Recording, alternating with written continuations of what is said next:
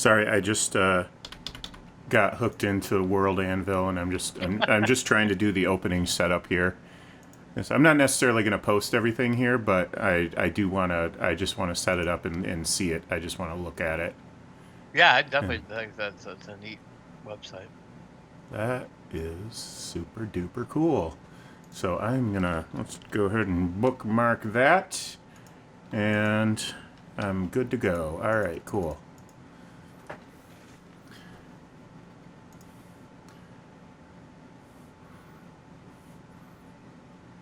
So, I am not gonna hold my breath that the other girl is gonna be here, Adriana, because I have not heard a peep from her since I first made contact with her. So, maybe we'll hear from her, but usually if somebody goes silent for like 8 or 9 consecutive days, you don't usually hear from them again. So there's technically 3, but I'm not holding my breath on Adriana. So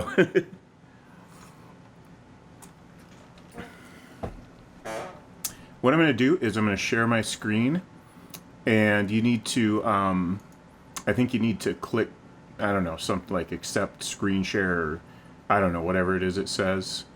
And screens, that's what I'm looking for. I will.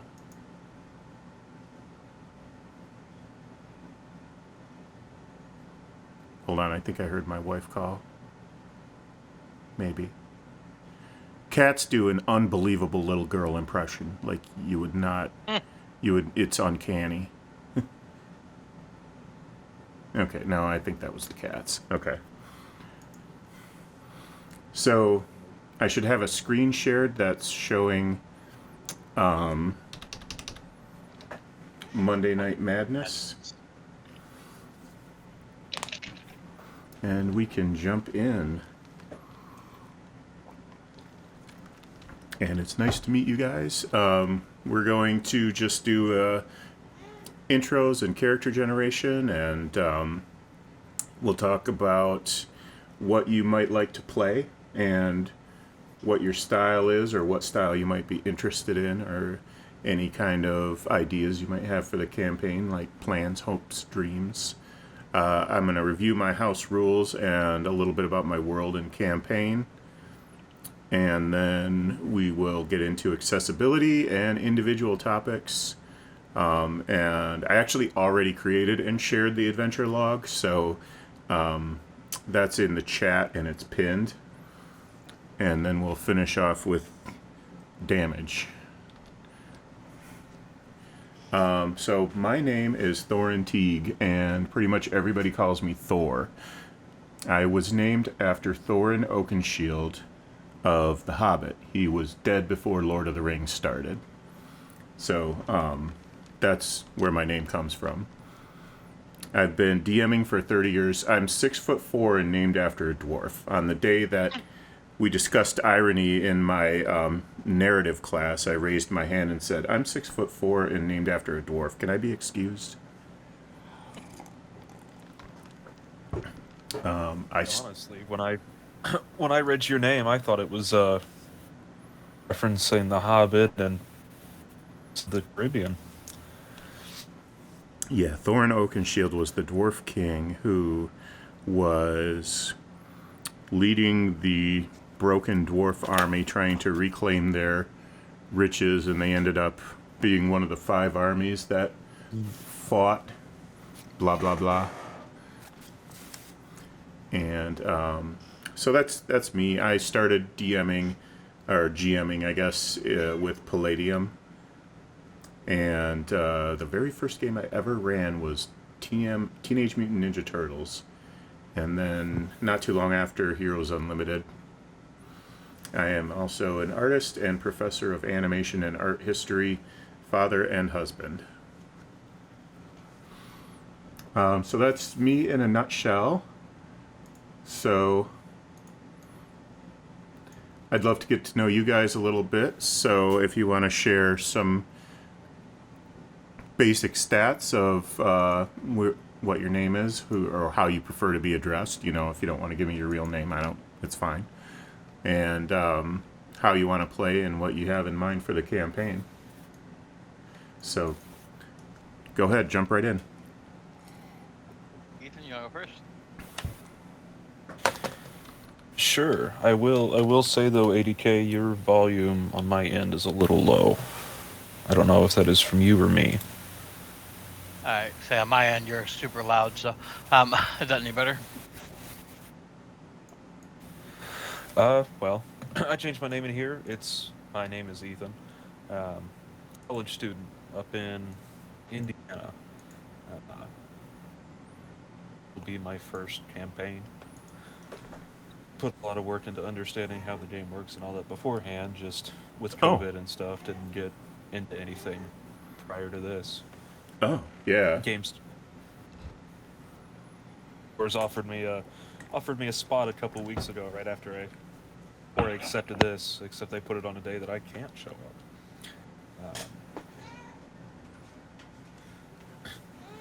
Yeah, I actually started with VTTs because of COVID. Yeah, I took a look at it. Well, I got into using Discord and some of the virtual tabletops to play Magic the Gathering last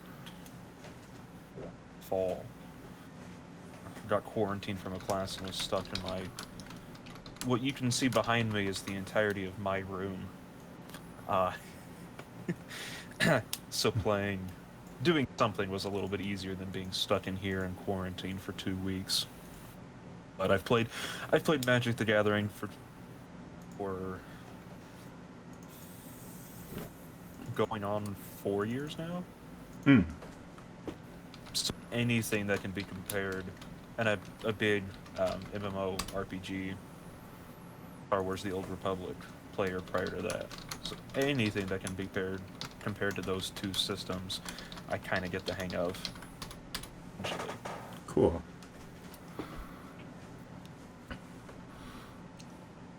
All right, cool. Ethan, have you seen the Guild's Guide to Ravnica expansion for D&D? I mean, I have seen it.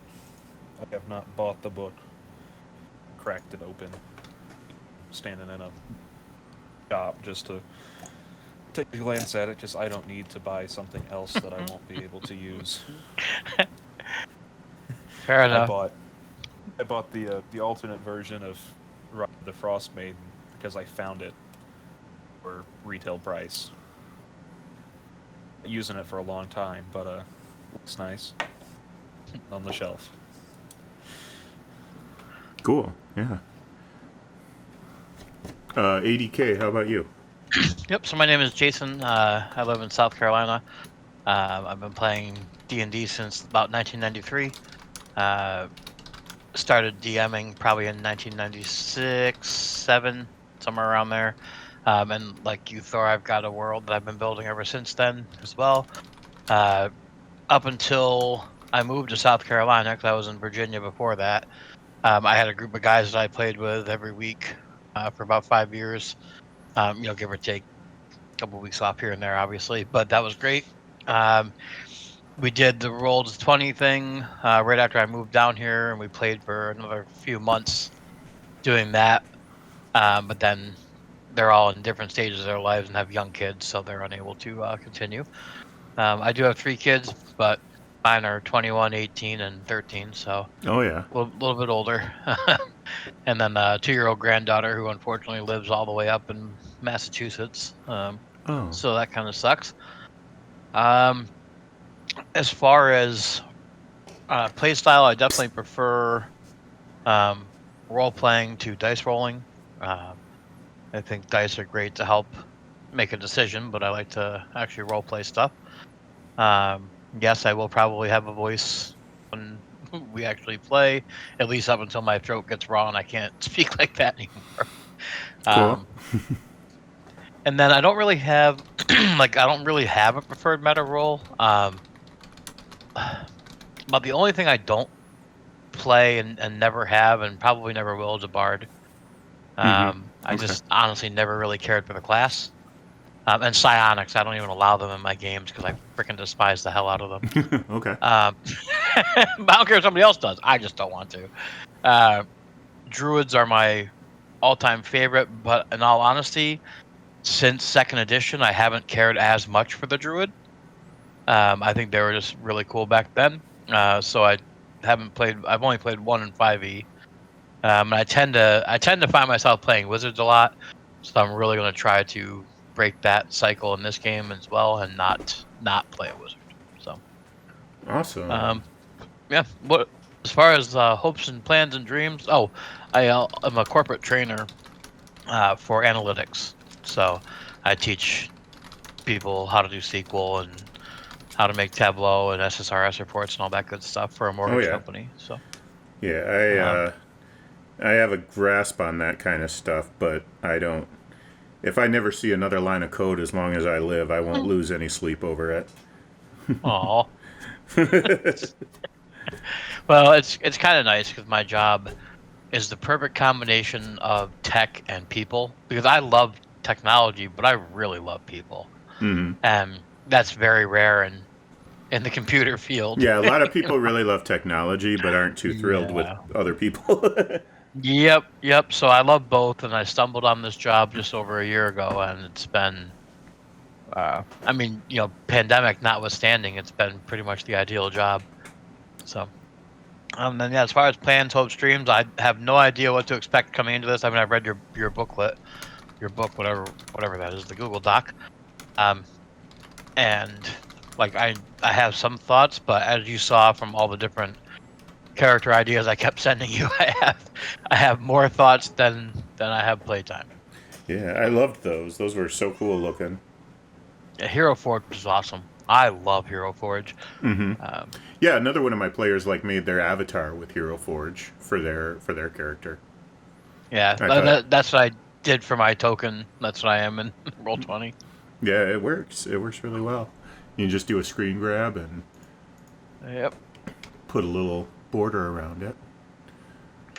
Yep.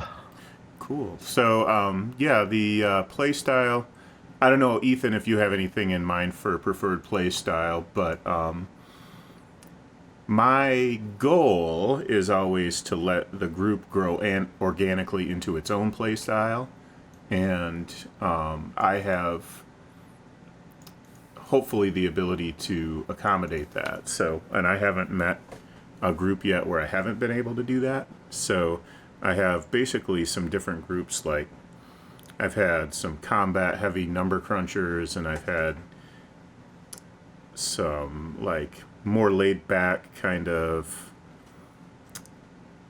not necessarily squishy, but loosey goosey kind of games, you know. So that's kind of my approach to play style. Is you know, if you guys don't take the lead on that, I will. But if you guys take the lead on that, I will let you kind of set the tone for the campaign. Meta rolls are not required; they're recommended. But if nobody, you know, and you don't have to decide this today or right away, but it's a good idea to have like a leader when somebody needs to make a decision. It's a good idea to have a face. Mapper is not as important in Roll20 as it is at a real tabletop. A chronicler would be nice if somebody wants to jot down a few notes and stuff. So, and then the others are like, you know, whatever. I have no particular plans for this campaign. I hope for it to go long enough for me to tell an epic hero story, but that's all I really have in mind. So, you know, we'll see how it goes. What are your thoughts on like where you expect the leveling to end up?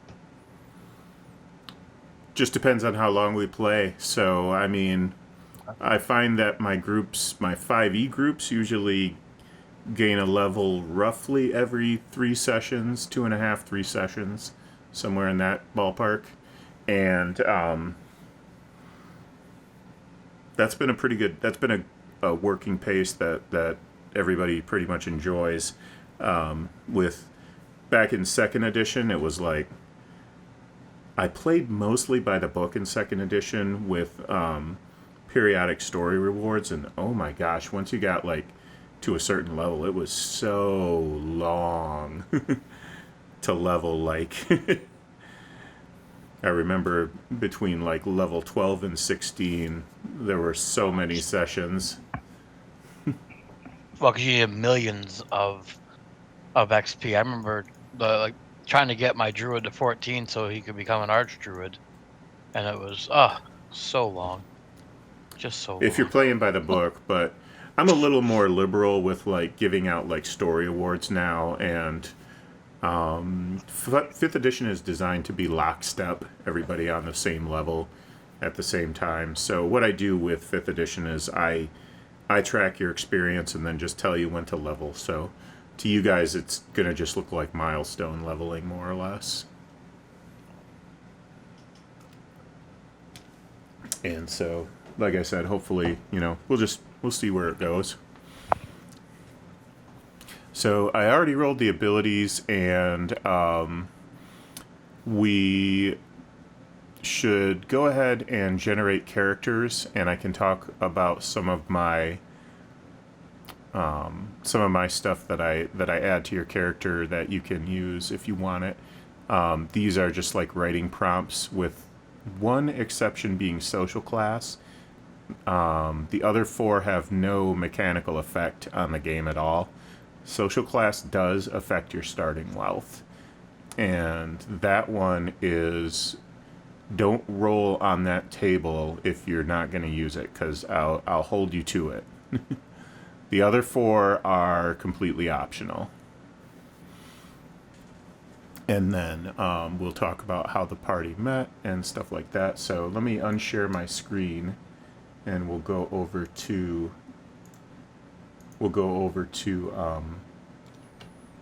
Roll20. And I've assigned you both a character sheet. And if there's any question about how to use this or where to start, has anybody not used this before? I haven't used the Roll20 before.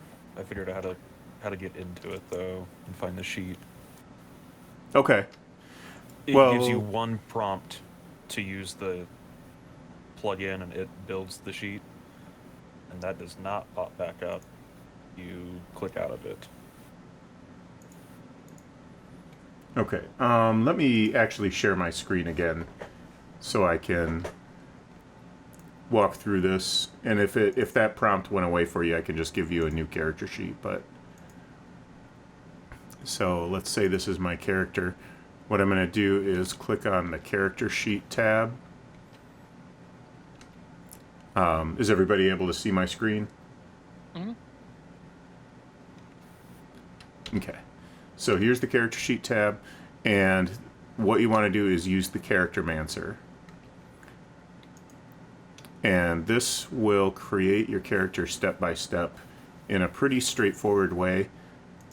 So starting with race and origin and stuff. If you want to use any of the basic or add-on races, they're all here. As you can see, I've got several rule set compendiums, so those are all available. If you want to use anything from my house rules that's custom, then you'd have to choose custom. So let's say, just for simplicity, I'll just go human.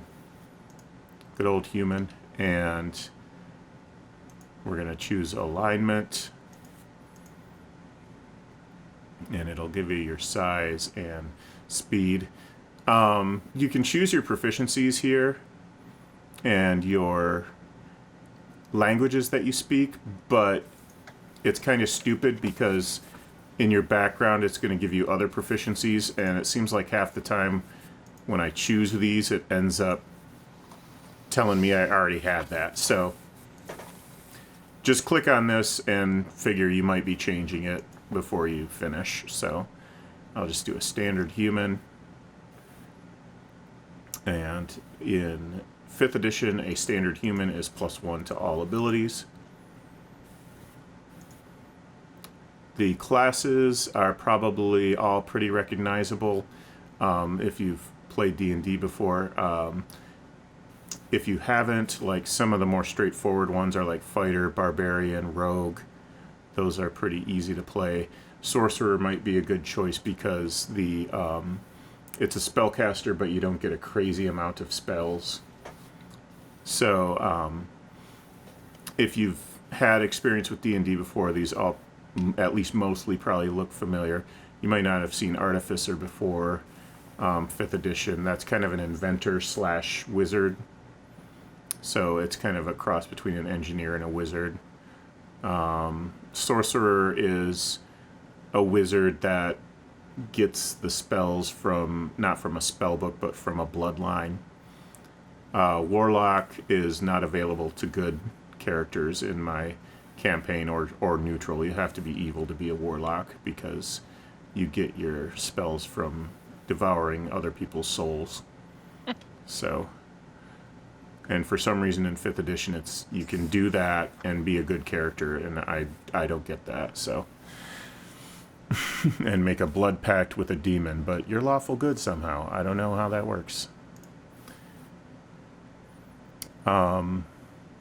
And then these skill proficiency is kind of the same thing I was talking about earlier. You can go ahead and choose them here, but it's likely that your background is going to overlap these, or possible anyway. And then these are going to be specific to your class. So like this is a class feature called fighting style. This is for fighters. So, you know, I'll take superior technique. So is this pretty much making sense, you know? And then when you get to the abilities, we're going to do custom and just type it in.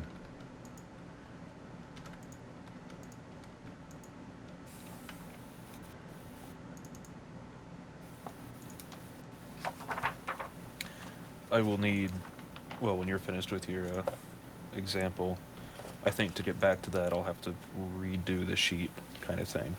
Yeah, I can just make you a new sheet and reassign it, and that's pretty easy to do. Sometimes if you clack when you meant to click on this sheet, it can, if you do it in just the right spot, it can mess you up a little bit. So specialty, I'm on cavalry. You can roll any of this stuff too if you want it to just choose something randomly. And I wouldn't beat yourself up over this stuff on the background page. It's probably going to be okay, whatever you end up with. Now, when I chose soldier, it gave me some proficiencies. You'll remember, like I said on the previous page, I was choosing proficiencies in languages. Now watch, when I get to the end, it's going to tell me that I chose a proficiency that also was given to me by the soldier class. So, and then this will be your starting equipment or wealth, depending on how you want to do it. If you choose to use the social class that I provided, you can go over to the tables tab that's right next to the gear here. And these are all the tables that you can roll on. So if you roll on social class, it'll give you anywhere between slave and royalty and anything in between. So I roll this, I got royalty. Wow, that's like a 100 on a D100. So if you do that, you have to use starting wealth. You cannot use starting equipment. So let's roll 2d6 and find out how much starting wealth my fighter prince has. So I'm starting with 900 gold. Nice. Now that that's happened, you probably won't get royalty again. So no feats, no arcane knowledge. I've got a skin color generator, hair color generator, eye color generator. You can of course just decide on this stuff on your own if you want to, but it's there as a prompt just to make things easier.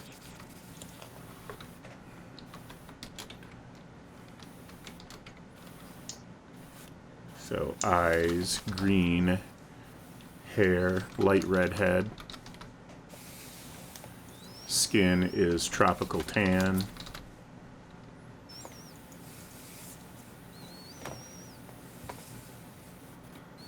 So, and then on this page, if you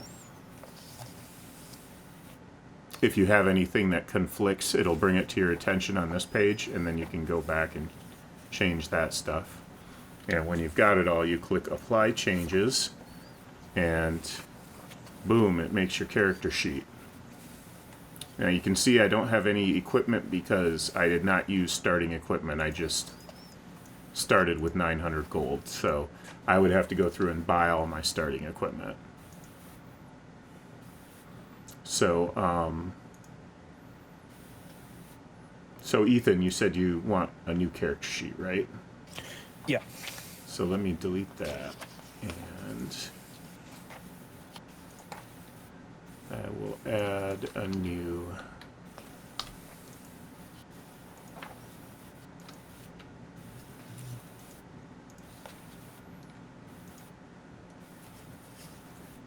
Okay, cool. And I will stop streaming now.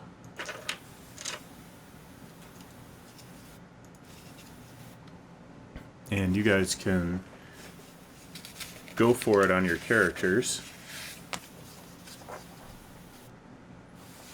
And while you're working, let me know if you have any questions. Oh. That's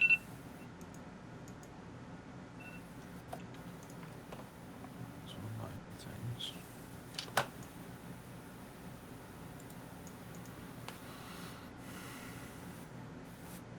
So, Ethan, do you have thoughts on what type of character you want to be?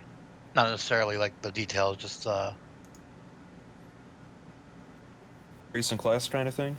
no, like, do you want to be like a frontline melee fighter? Do you want to be a range type deal, or Well, it kind of... That's a good reason why I have waited. I've got a bunch of conceptualization done, but not a lot of detail so far. Because I need to run stuff by Thorin here, really. Just looking at doing a frontline druid, essentially. Yeah, okay. That works out. The way to do that, really, is to be through the Circle of Spores. That's got the most melee type build to it. Cool. So the questions to come of that is acceptable goddess, because in your world book, the elven goddess that keeps druids says no spores.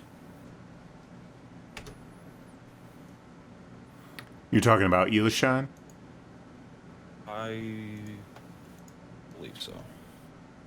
Elven goddess of nature. Yeah, that's the one. How about the god And- of the hunt is another good choice. Jathan. Or the god of beasts, Grel Kilbor. Those would be two really good choices. Circle of Spores that is would- not off limits to those two.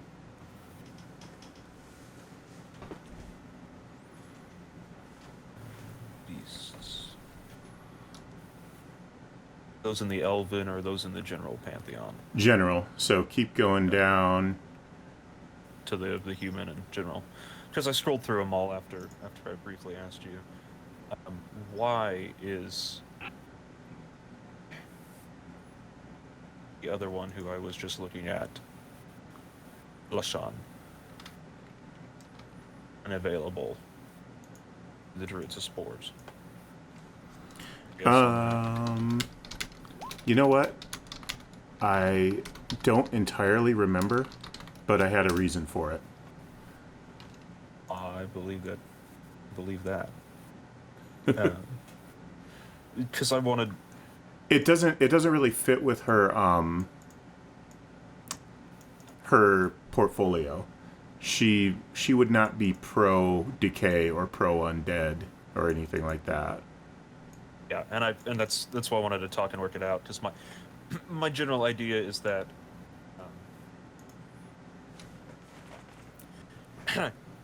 don't know if you have ever seen there's a post out there in the wild of the internet, was just some Tumblr shit post idea, and one of the lines from it is decay is an extant form of life. It's a continual form, another form of life. Hence, this character. And so I kind of wanted to take it with the idea of not rotting and corrupting things, but creating life from the death, and not manipulating undeath, because most of the spore. Did you not do that, chat? That's what I've been trying to tell my cat for like the last 30 minutes here. I think she Well, finally laid off. She's got a tower next to me, and she's gotten under it and grabbed my headphone cord. Yeah. So all of the spore stuff doesn't necessarily. You don't return anything from the dead, you know, directly from that. Even the infestation, you make something stand up. I don't see it as a way to play with their soul in some kind of permanent manipulating way. So I didn't know if that fit in her ideas and stuff with her portfolio of the plant and animal life growing from that. Well, like I said, in my mind, it did not.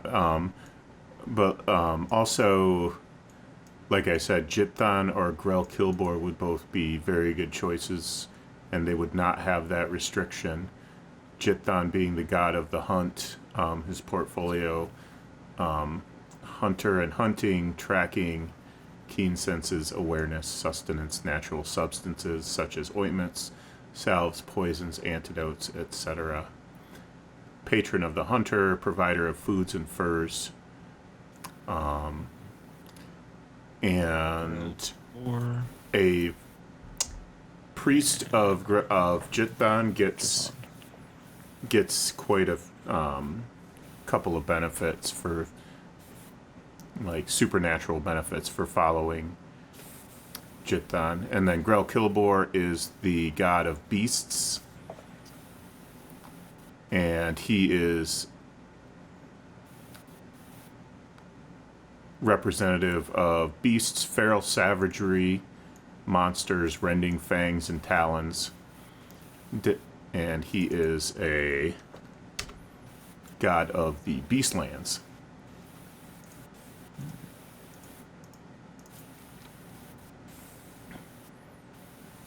And as an ally with Jithan and Elashan.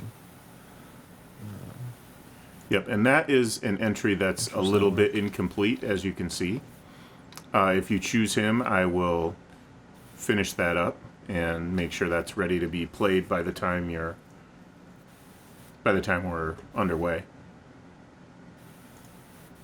Is there an art interpretation for Jithan, NFS, and possibly? Yeah, you know what? It didn't end up at the top of the entry for some reason. I should move it to the top. But if you scroll down to the church and the clergy, you'll see it.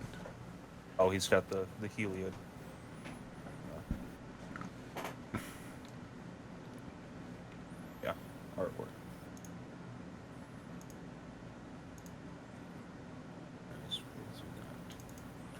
keep those two in mind.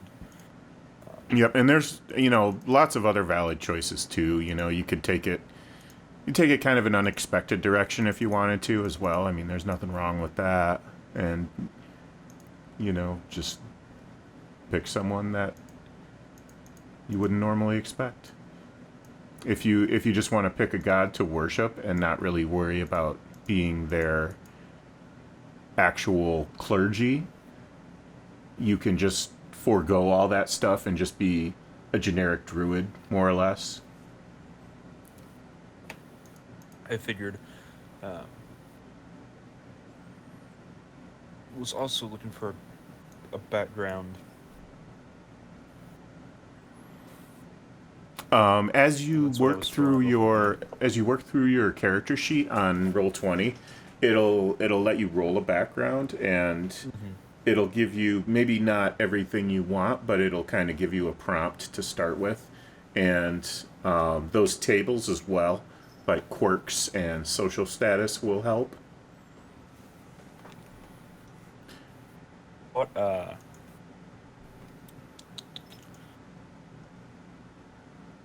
in-world background for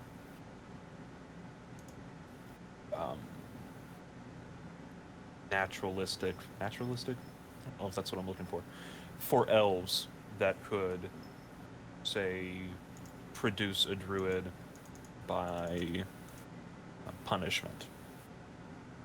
Just looking at the peoples and lands, I wasn't sure what would be kind of the fit and any associated. The elves of the Dwarven Empire have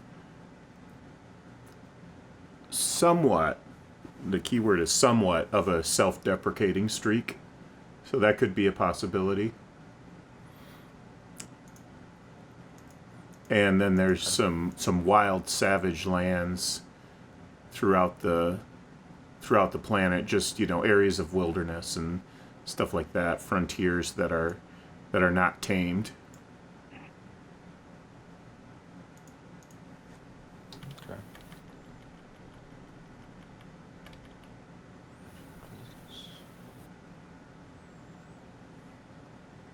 So hopefully I'm being helpful with your questions.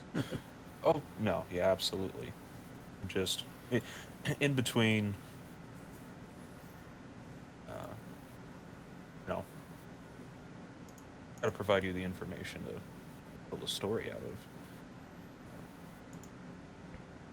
of. Have to keep enough back that it's not immediate. Right, the story can to a degree develop as we go along too. It doesn't have to be a novel out of the gates. If I switch, let me find background page of the 5e. Oh, just look at that one. Hey, Thor, for that, excuse me, that social class, do I just do the normal starting gold times 1.5? That is correct, yep. Got us a baron. Wow, okay. Jeez, that's gonna be nice. So if you do not use social class, it's assumed that your middle class, like just the standard starting stuff, is what you'll use. And I say that so, like, rolling on the social class table is a definite gamble. So you could gain some starting money, you could lose some starting money, or it might have no effect at all. And then you said select starting wealth for the equipment tab. Right. I'm doing that. Okay, cool. So just to double check, make sure I'm doing it right. So I rolled 12. I normally get times 10, so that's 120 times 1.5 is 180. Yeah. Okay. Took me a second there, but yeah. I'm really fast at math. I mean, I'll be right. But I'm Right. fast. Oh, I can give you fast, sure, absolutely. Yeah, absolutely. How would you like us to shop equipment? I would like to hold off on that for a little bit, and Yeah, that's fine. Yep. probably do that at the very end. I think Okay. is what we'll do. But everything else, let's get it as Yeah, I think I'm done. as done as we can get it today. I'm just doing the bio stuff now. Out of the 9 characters that or whatever it was, I'm not doing any of them. So. The of course must have a lot of ideas, right? Kitty, seriously, shoo. No love right now. Shoo.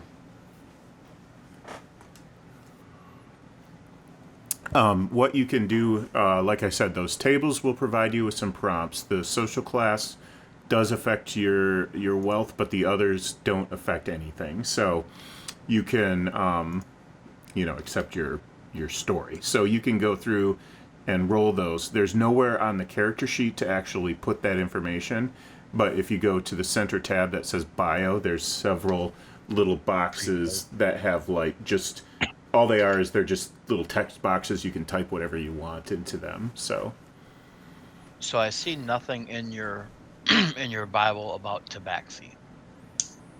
oh, tabaxi are I don't necessarily mention everything that exists Right. and is available to be played, but tabaxi are fine if you want to play tabaxi. And there's no restrictions. Like I know you said monks have to be from the one place. So for tabaxi, they're pretty much spread around the world. Yeah. Okay. Most Eastern classes are going to come from Xinxiao, but probably monks come from Xinxiao. But some players just they play monks from other places sometimes. It's okay.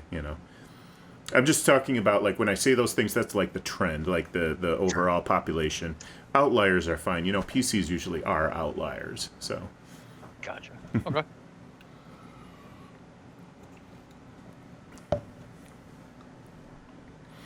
But if something is like a hard requirement or hard no, it'll say so.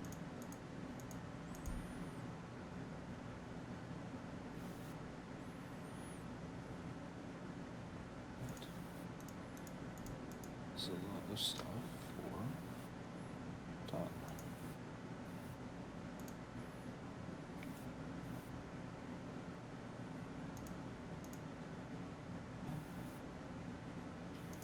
If you had, say,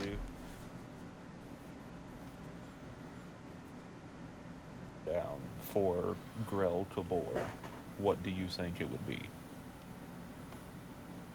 If I had what for Grell Kilbor? Like a quick information. What you think he'd have along with what his tenets are, weapons and armor and all the stuff he requires. I would probably say natural armor, and I would probably say I think I'm going to go with natural weapons on him. And what's going to happen is and this is for the shepherds.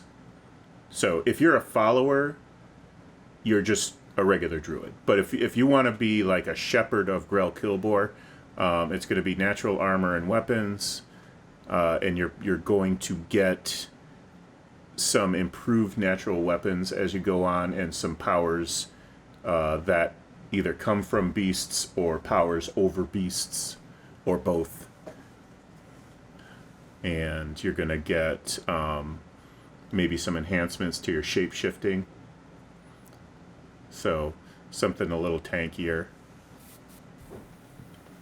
Or a little more vicious. Gotcha. We don't have to be shepherds, is what I've gathered from this. Largely, no. There are a couple of exceptions, but no, you don't have to be shepherds. Okay. with the way it was described, druids are a priest class. I wasn't sure if you had to be. Right, and it's like what they used to call specialty priests. So like you could play as a druid of Elishan, or you could just play as like a generic druid. In the older versions of the game, like in Forgotten Realms, you could play as a generic paladin or a paladin of Helm. So paladins and clerics I don't allow to be generic, but druids I do. So, in fact, you're not actually required, technically speaking, to follow any deity at all if you don't want to. But you should know that atheist characters cannot be resurrected.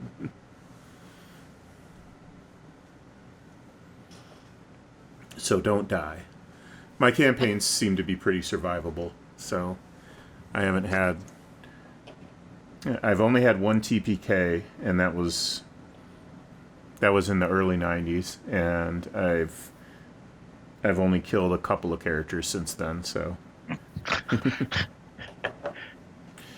So I'm honestly, I'm really not out to kill you. This time. Right. We'll see what happens next time. Well, what does he say in Princess Bride? Maybe tomorrow.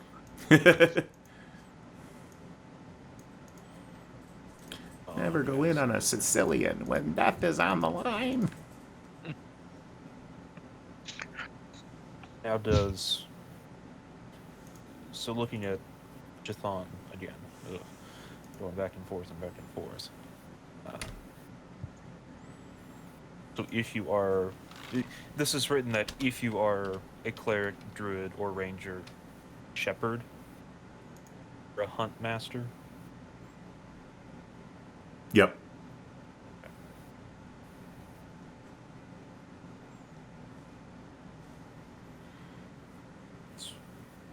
Then I assume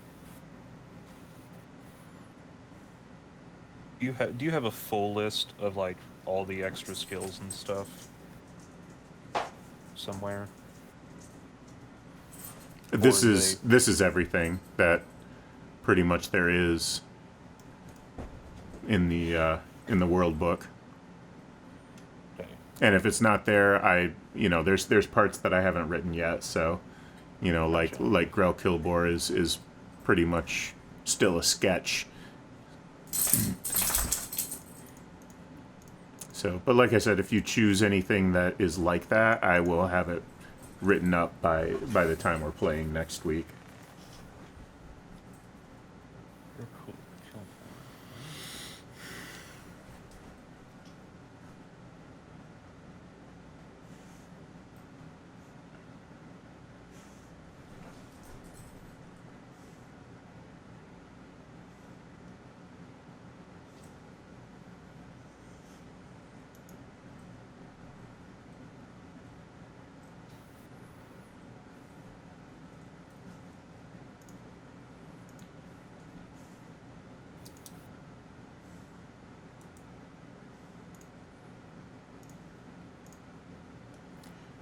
The map in Roll20 it starts on the world map.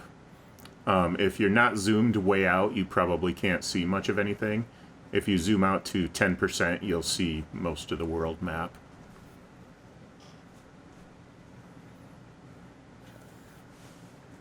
The character sheet on here is completely able to be edited at a later time, right? Yeah, it is.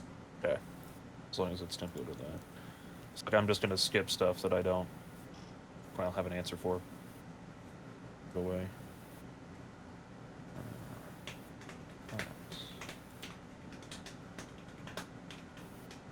Yeah, that's not a problem. Okay. Medicine comes from that.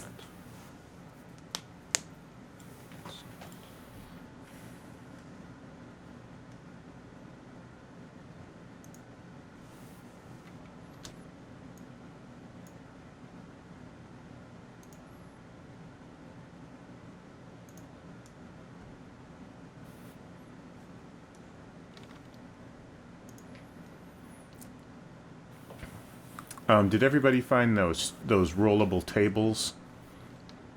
Yep. Okay. Yeah, I know where they Okay, cool. found. I I just don't think I'm rolling on a social class because I don't need to be. You don't want to be poor. Yeah. I don't want to risk it.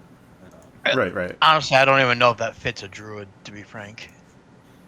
And my my general idea is that we're coming from a hermit background here, uh, Right. and wow, that would make you, a lower social, less money overall. That doesn't necessarily mean your social status is slave, poor. Does this have? So your character is probably going to be it would probably be easier on you to choose starting equipment instead, and it will just assign you like a list of basic Yeah. pieces of equipment and weapons real quick and easy. Now, as I get into the weapons and stuff, my not follow up, but another question I had at some point is, druids are proficient with spears, quarterstaffs mainly. Uh, Wood elves have proficiency with swords. And probably longbow too, I imagine, right? Yeah, they've got short sword, long sword, short bow, long bow. Druids even have scimitar proficiencies too. But with that mix, would it be reasonable, possible to structure like a nagamaki or a naginata style of weapon? Is that's sort of like a glaive, if I'm not mistaken, but a I little would bit say more that slashing than stabbing? I would say that the naginata is. So that's more of the typical one um, you see a little more often, and the nagamakis are built with what did um, 57 inches long. They're roughly half a sword blade and half handle. Okay. The handle So, part is done like a katana handle is. oh, Okay. So it would be with the longsword, and depending on how your elves are structured, I imagined it more of a straight blade than a curved Japanese style blade, but with more more slashing in mind. Well, and if you want it to be from a more like Asian flavored part of the world, you could kind of go nuts with that if you want, or I'm fine with it. At any rate, I'm fine with it. You can definitely use something a little different than a spear and a longsword. It's okay with me. So, and I'm thinking if you did want to be from a more Asian based realm, then that would make it. That might give you some prompts for your character background. That might help you kind of come up with backstory. And I just sent you the picture of, just a almost a clip art quality of one, um, but more. There is Oh yeah, yeah. no other weapon like it. That's the thing. Okay. The idea was introduced to me through a book where they call them half swords. Um, from that, I got the interpretation that they had straight blades. So essentially, like a middling long sword length, but with that longer handle is what I was looking have there. So it's kind of in that pole arm category, but I figured it'd be somewhere between spear and long sword, kind of in-game stats. Right. Yeah. I'm all for it. Yeah, absolutely. Okay. But then that would have to, well, I don't know if that would, once I crack into it, I would have to figure out what that would change about it. There's a, because it would almost carry something like, it could carry versatile. If you held it up or on the hilt with a stabbing motion kind of thing, or light slashes, but definitely able to be two-handed as well.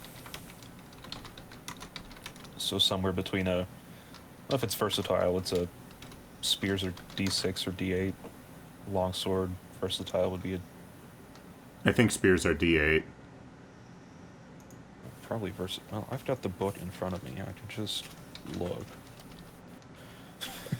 That would make it easier. And while we're on the subject, does everybody see the eye with the circle around it? Right in the center of the icons. So there's the chat window, journal, and then there's an eye with a circle around it. That, if you hover over it, says it's compendium. If you click on that, you can access all of the core rules, all of the equipment and spells and anything that you want to do. You can just type into that search field, and that will all drag and drop onto your character sheet. You just have to make sure that you're on the right spot on your character sheet, and then you can just drag that stuff right on there. So don't enter all that stuff in manually and then I had somebody do that in another campaign. I didn't realize he was doing it. I thought I had told him, but I was just like, oh boy. So yeah, you can use the compendiums that I have, and I've got all the core and quite a few expansions. So and then if on top of that, if there's something that you need for your character that I don't already have, I usually can buy it within a couple of weeks.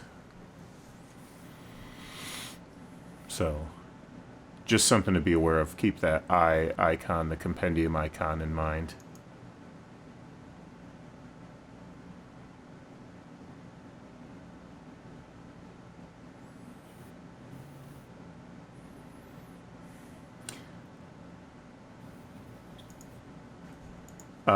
Jason, I think the Tabaxi, they get a +2 to dexterity, right?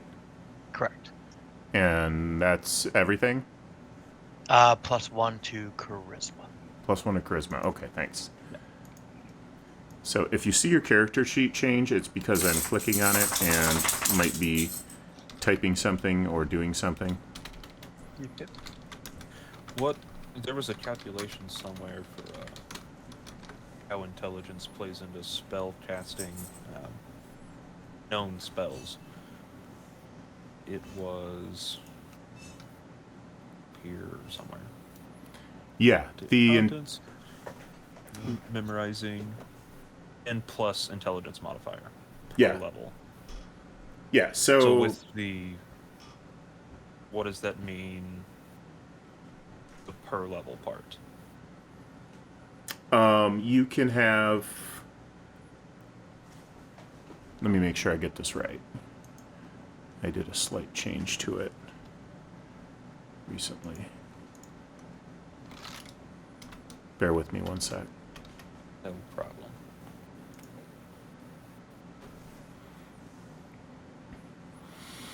Okay, so you can memorize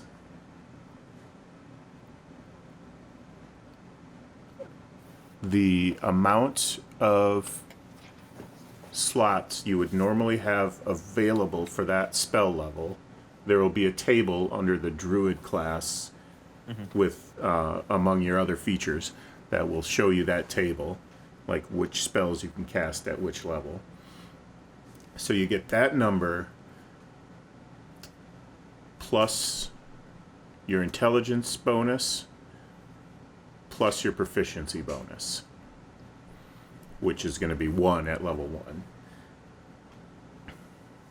And And you can memorize at that one? many spells, and you don't have to memorize multiple copies like in normal D&D. They don't drain from your memory when you cast them.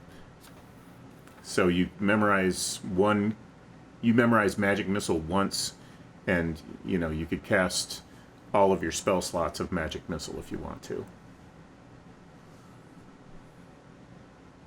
Okay. So at first level, tells me I've got 2 first level slots. That's 2 spells, plus intelligence modifier, plus proficiency bonus of 2.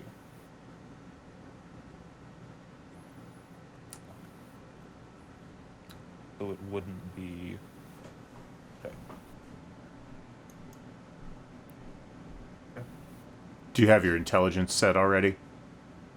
That's what I was looking at, was determining which one I wanted to throw in there. Okay, right. Because I couldn't remember... On the document currently, it says 10 plus your intelligence modifier. But it also mentions intelligence score before then, so I needed to check. I need to update time. that a little bit because I just made a slight change to that and I didn't change all the wording, so that is probably not helping.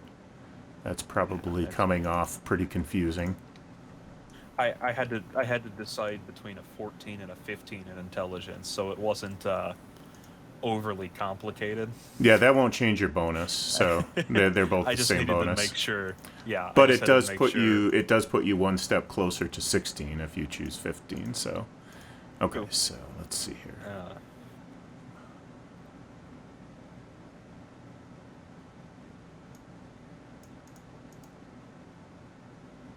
Cool. And the weapon thingy, I found it. I looked it up. Spears have 1d6, versatile 1d8. Long swords have 1d8, versatile 1d10. Okay. So what would be, and I'll mark it down somewhere. Because I don't think you're going to find those specific weapons in the compendium anywhere. I'm thinking we could make them mechanically the equivalent of the longsword and the spear, if you don't mind. And but you're wielding the half sword and the I forget what the other one was called. Half sword is a great name for it. In my explanation of what it is. In which case, I was just checking. There's a really... What is that guy's name?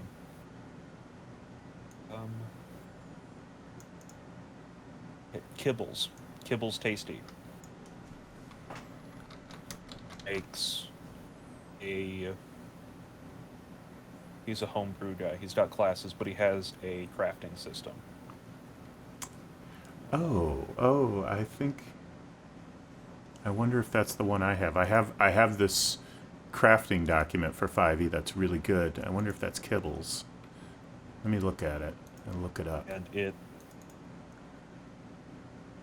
Accessories. I've got the Complete Crafter. The Ultimate Guide for... Designed by Aaron Drake, made with GM Binder. So, must be a different Complete Crafter. Let's see if I can find... Because he had a whole list of, like, creating custom weapons based on what you want it to do. How it balances out. Weapon.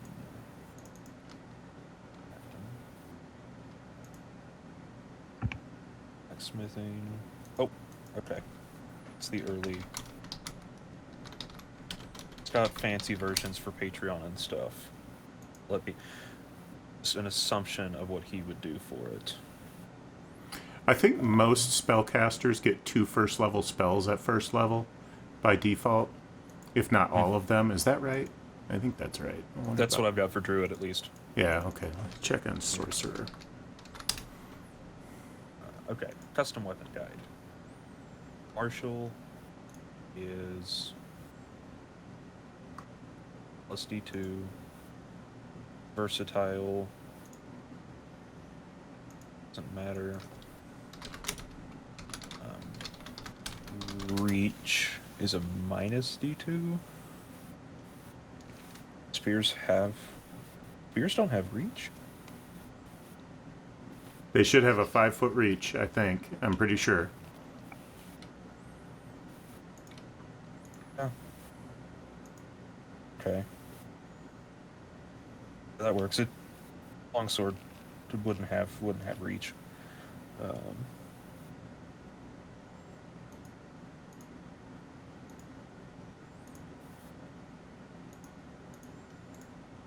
This guy's. Oh. Finesse is the other property that I considered.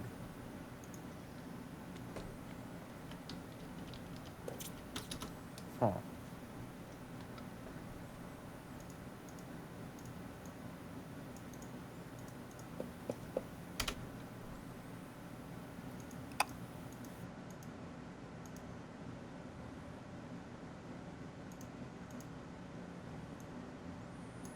Okay, I think I have this worked out. I'm going to pop this into the Discord chat in the general channel. So I just changed the wording a little bit. Hopefully it's clearer now. I realized that I had not fully updated that to show my intentions.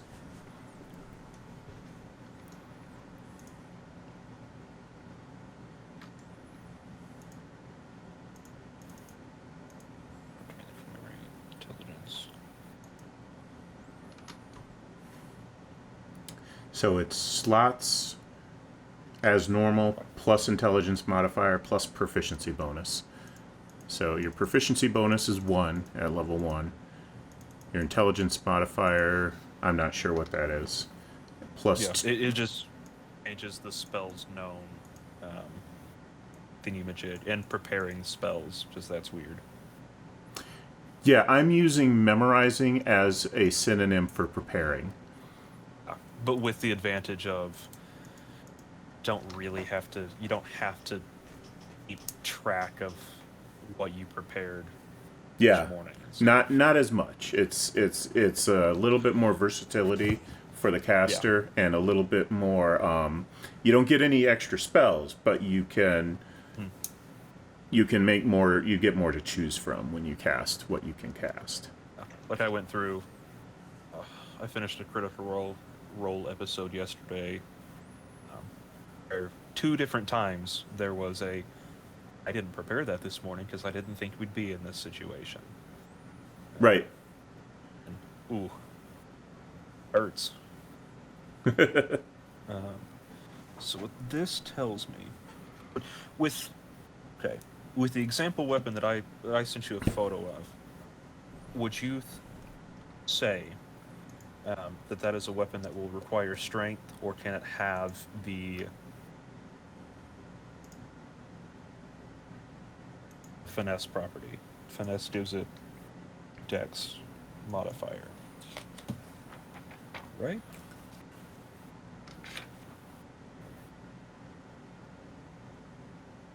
Yes. I find that hard to decide. I feel like I could go either way. My first gut instinct is that does not seem like a finesse weapon to me. True, but it with the more when I have read it, I have thought of it as a weapon that is quite a bit, when used fully, in a two-handed weapon where you're able to spin and twirl and slash with it. Kind of, it feels like it could be a dexterity thing for me. See, to me, it sounds an awful lot like a halberd. But, like, I know it's not. I understand that it's a sword, but the way you wield it sounds like a halberd. I'll send you the picture. I'll just put. I looked up on Nagatame. It's the pole weapon, but it's more of the sword kind of thing. And I'm fine with either way. Why it matters. This photo 2 is what I'm looking at. This is the page I searched and managed to pull up. he has a custom weapon forging guide.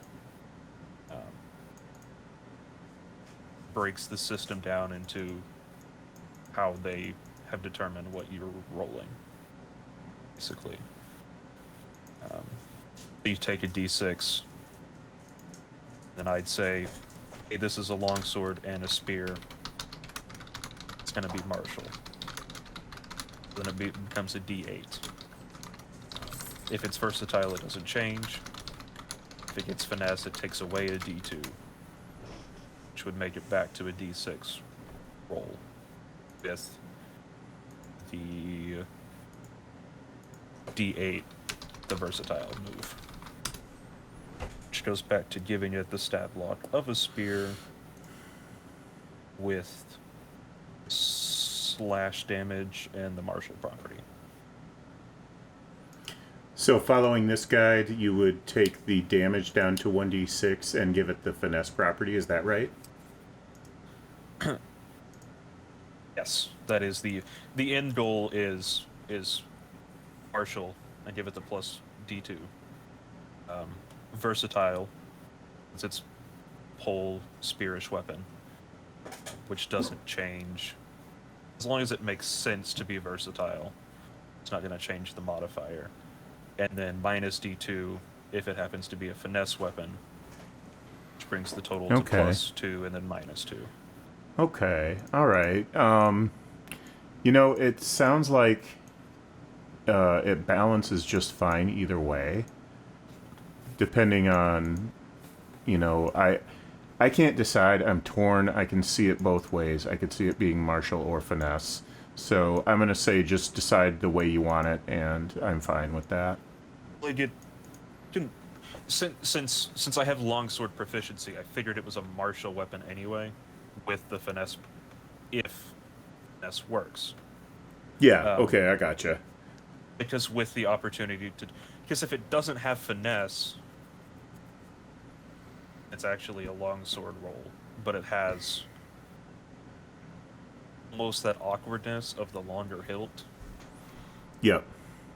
So finesse... But that could also be...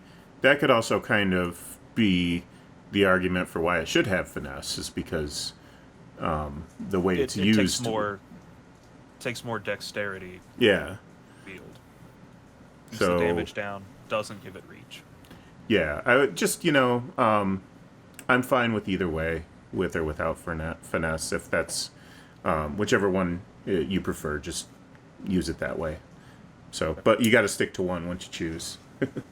Yeah, it's finesse, so I have dexterity options, because that's otherwise I flip a stat. Sure. Okay. All that happens from it. I just wanted to check it out first. It would be rude not to. So, what else can I help you with? Or is... So I threw my pictures up there. That's my character and my token. I already updated my character sheet with the character pick, and then there's my token if you want to do that for Roll20. Cool. I like it. Loose string of the Brisk Wilderness Clan. As I was telling Ethan, I'm pretty sure my character, it seems to me, would logically be from Arctic, in that area. Okay. Is that, as it looks, it's a snowy mountainous region? Yeah, largely. Okay, cool. But you should know, so that is below... I can't read because my thing's in the way. Los Ashton. And it's a somewhat temperate region, but it's the planet has... All planets wobble as they orbit their stars. Sure. The planet has a more acute, violent wobble than most would, because it was struck by lightning by the gods about 1,400 years... Well, some 1,000 years ago. Like, it's not really known exactly when. And that causes different weather patterns. So, and the cycle seems to be about 7 years. So it'll go from snowy to a little bit warmer than usual. If you were at the equator, it would still stay pretty warm most of the time. but they can see a little bit of snow once every 7 years, even at the equator. Okay. And at So the basically, sorry, go ahead. and I was just going to say, and at the poles, sometimes it can get unseasonably warm. Okay. Yeah, so I'm just trying to figure out, like, basically, I want my character to look like a snow leopard. So I figured it would make sense to essentially be from somewhere colder and mountainous. Yep, that's perfect.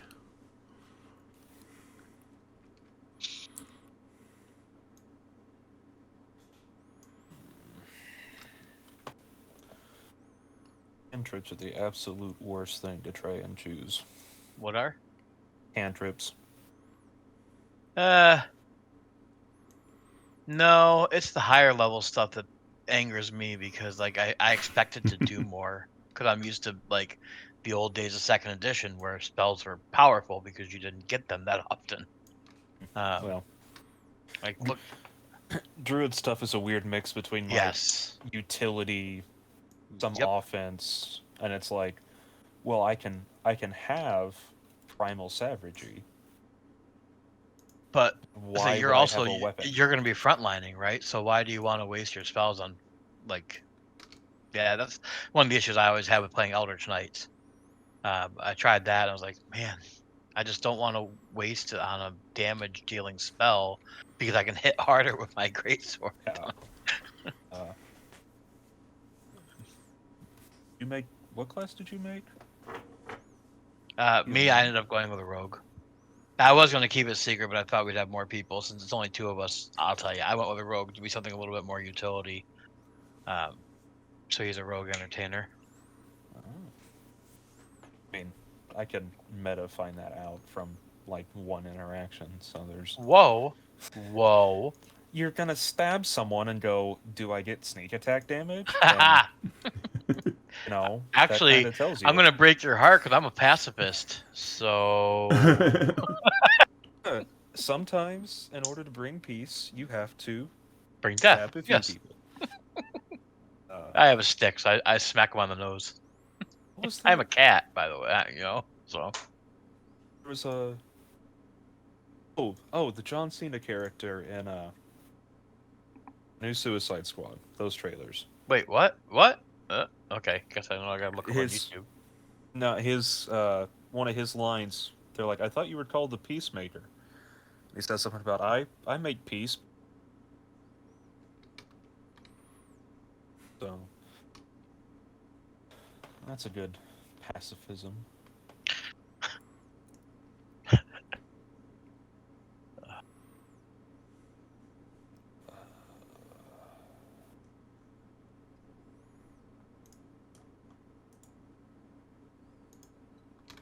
Also incredibly weird that druids don't choose their circle. I get why.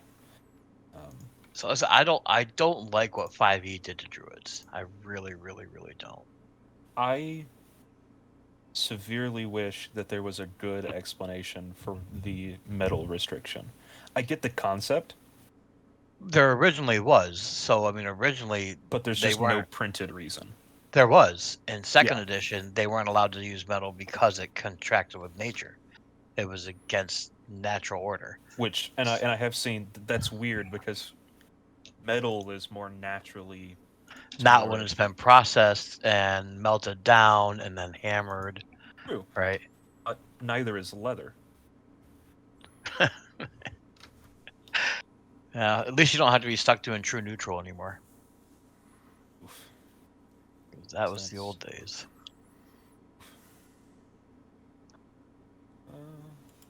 I actually missed the old non-weapon proficiency system that second edition had.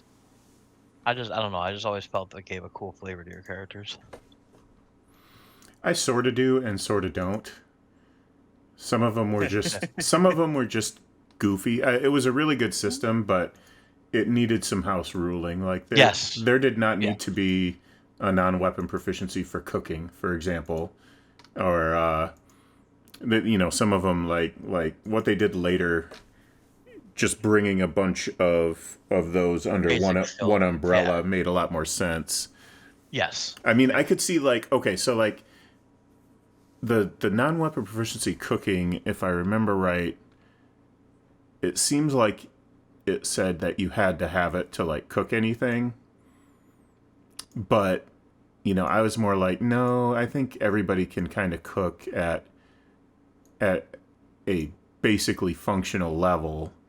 But if you want to cook something gourmet, you have to have the cooking proficiency. Correct. And I thought it was like in order to get bonuses from the food, you had to have the cooking. Because like you said, basic cooking is just anybody can boil water and throw a rabbit in it. Yeah, I think so. Do you have any naming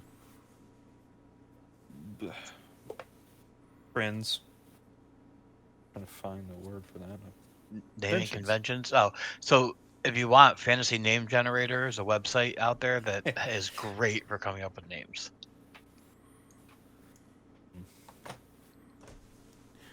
Let's Google that real fast. See what happens. I usually don't have much to say about your name unless it's like I don't really care for like silly, goofy joke names or anything like that. What about high classy joke names like my cat being called Loose String? I'm okay with loose string. I was like, that fits the Tabaxi naming convention, anyways. I'm okay with string. We're just gonna call him String, right? Yeah, that's correct. Yeah.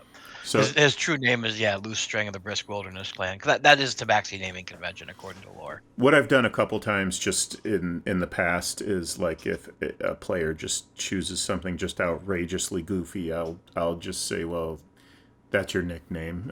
I'm gonna give you your real name. You can go by that, but that's not your name.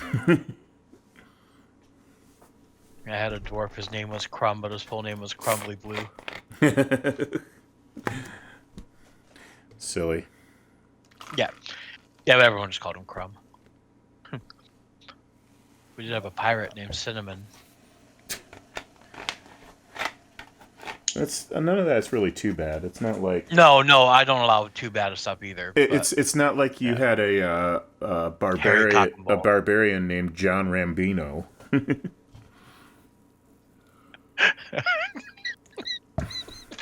Which was an actual character. He did not last very long in my campaign, so it never even came up.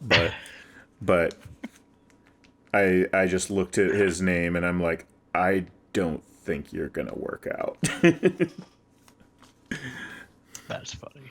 I never said anything to him. It just kind of resolved itself. But yeah, like one of those characters that I sent you, his name was Draven. He was modeled after Eric Draven from The Crow. That's the kind of naming stuff I like to do. Take it from something I'm familiar with. Yeah. Yep. Sure. Absolutely. Dwarves are always fun to name.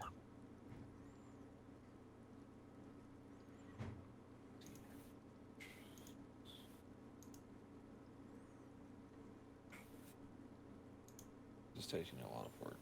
Fricks in this. It's not a straight. I know we're not. Oh, sorry. Translation. Go ahead. I know we're not buying equipment yet, Thor, but as far as like, how are you about tracking equipment and sort of stuff? Like, we actually have to own the stuff that we're going to use, right? Yeah. It's like I'm not just going to pull torches from my ass. Yes. Okay, cool. I'll do a little bit of retconning on that, but it can't get too out of control. Okay. I saw that you track water. And food. You do track both on that shit? Yeah. Okay, I didn't see food. All right. I track those just as a group, and then I periodically charge you for more. Cool. That's what I was just going to ask next.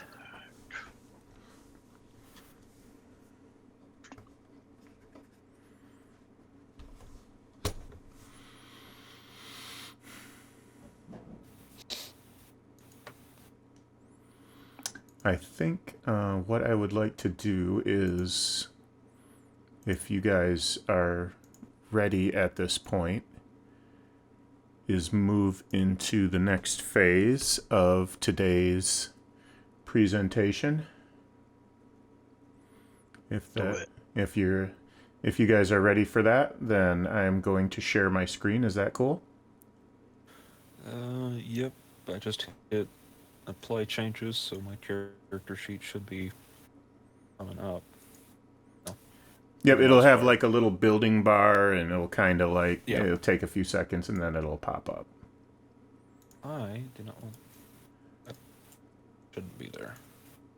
Okay, so I'm going to stream my screen again, and it is going to show house rules on a white screen.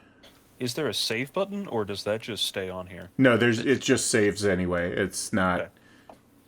anything you change is overwrites stuff. So choose wisely. That's kind of what I. That's kind of what I thought. I just needed to make sure before I back down. The character I'm gonna- sheet is kind of hard to break, but it can be done. I copy it all into my fancy notebook. Oh, that's beautiful. Yeah, I've got gray, what erase sheet overlays, everything, note taking, all the stuff. From the Rook and the Raven. And I'm going to make this bigger, nice and big, so we can read it. So I do have some house rules, and these are not. These are to some degree negotiable. If there's anything in here that is like super objectionable, then I can revert to rules as written on some of this stuff. But just be aware, this is coming from 3 decades of experience. So just that's my disclaimer. A quick question before you get into this: will this also be in our journals when you're done? There's it will not be in the journal, but there is a link to this exact document in the general chat, and it's pinned. Okay. Let me double check and make sure I'm not telling you lies. I did not see that, but I could have. I'm telling you the rule lies. I am Okay. not. Phew, I say I thought I kept up. Yeah, I was going to ask if you could post that after this. And so I'm going to do that right now. Why did I look on my computer? I've got it up on my phone, too.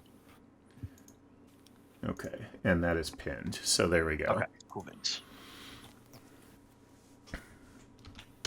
So, the superseding rules or overarching rules, what the DM says goes. Hopefully nobody is blindsided by that. If you are very, very new to this game. In life in general. But, so they say.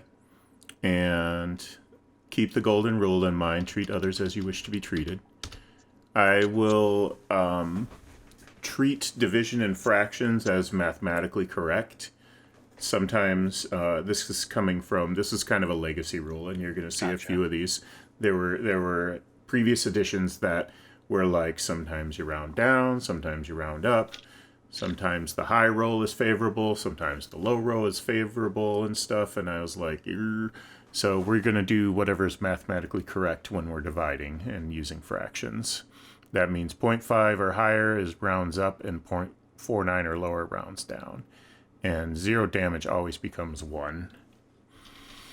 When I don't know of any logical dice roll, it's usually a 50-50 chance, or DC 11.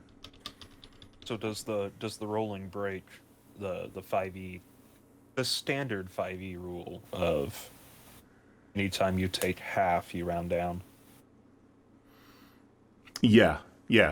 Half would round up because it would end up with a 0.5 on an odd number. Okay. So it would round. You would take 1 more damage than you would by raw. I am usually going to say for this. Usually, if I don't hear from somebody for 3 sessions, they've poofed anyway. So this is kind of a pointless rule. But what I usually say is, if you don't attend 3 consecutive sessions, then I retire your character. So if you want to come back, you're welcome to, but you'll have a new character. So you can let me know what's up, probably on Discord, I would assume. We do try to generate characters and level characters between games and not during adventure time. so that it's not eating into the game time. And if you do end up losing a character to death or whatever, I will have ready-made characters that you can play for the remainder of the session, so you're not just sitting there twiddling your thumbs. But I almost never kill characters. Almost never. Mulligans and backtracking, I pretty much don't do, or at least under all but very special circumstances. Anything that you want on your character can be changed up to the point where they reach level 2. So any stat, any detail, name, race, abilities, class, if there's anything you want to change, do it by level 2. Do it before you hit level 2. So, and this is in-person stuff. You are allowed to use core materials, the world guide, and any first-party supplements to create and equip your character. I do not allow third-party material or anything in beta test like Unearthed Arcana.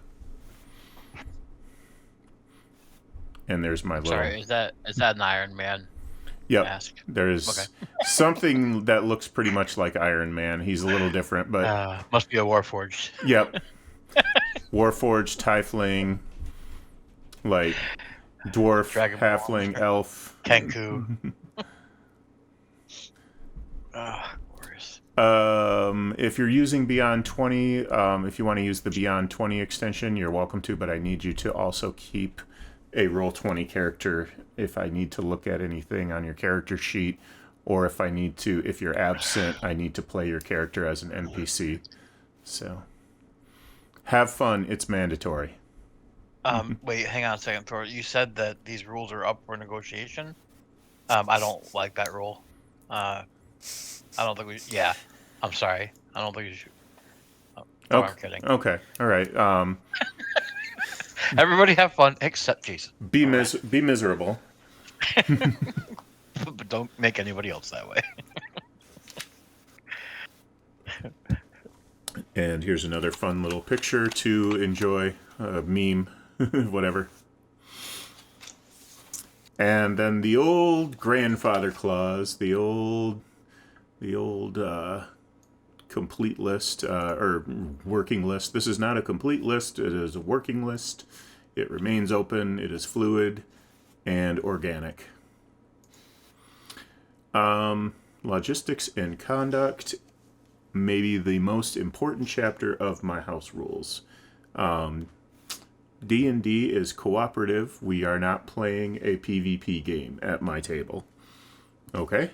We're going to use the D&D 5e core rules with some modifications, and you don't have to have any particular level of experience to join my group.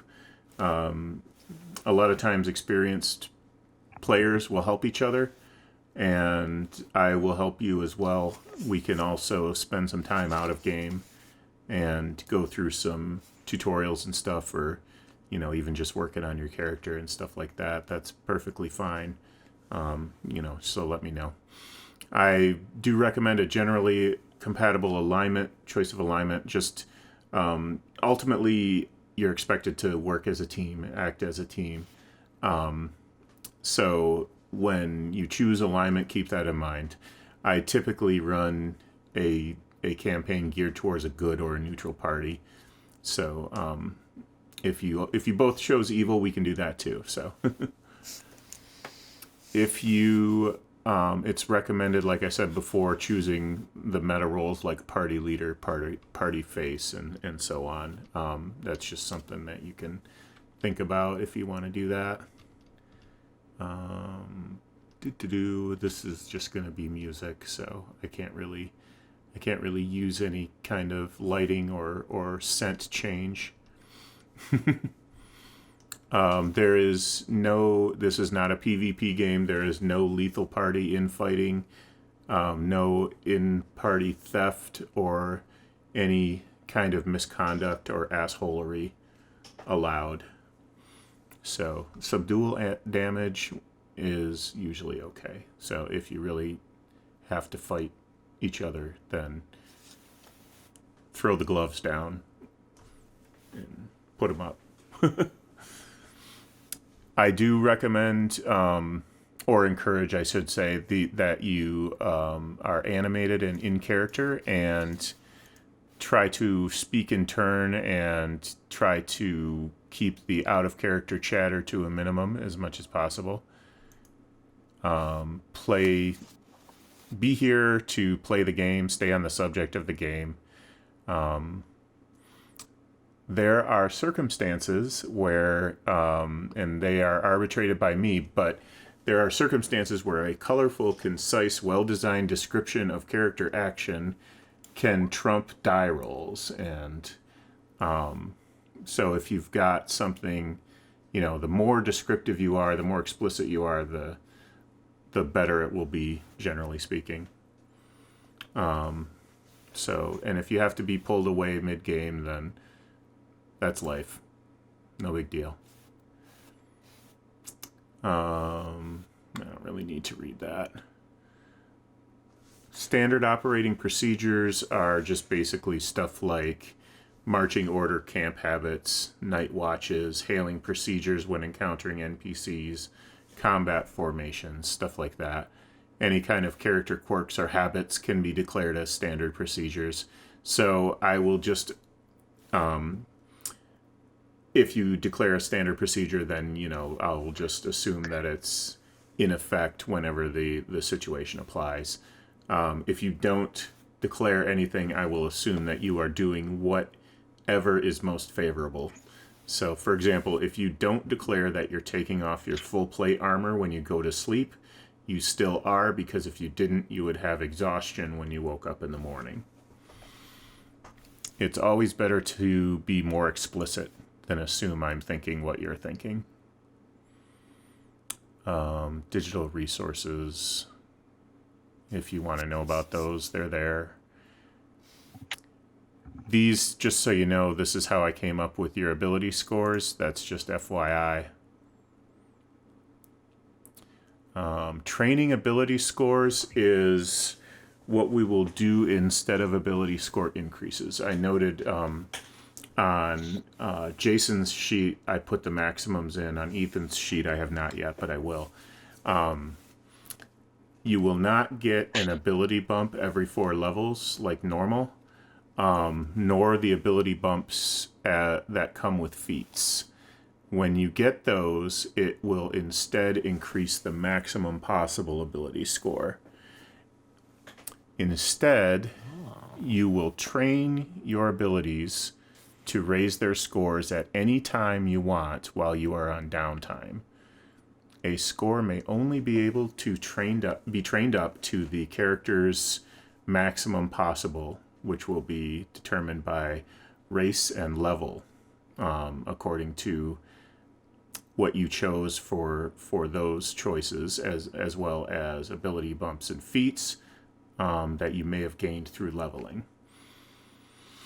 Any ability you want to can be trained, but the process has a bell curve of diminishing returns over time. The higher you go and the more abilities you train, the longer you have to train your particular ability to increase it and reach the maximum. The more abilities you train after the first, the longer it takes to increase them. Humans get to train in half the time it normally takes until they are 25 years old.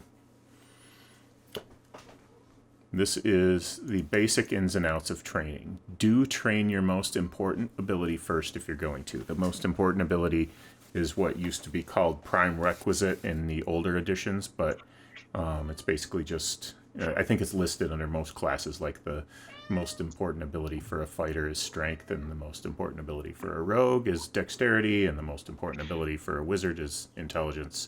You get it. Excuse me. Do be strategic about which ability scores you choose to train and how to sequence it.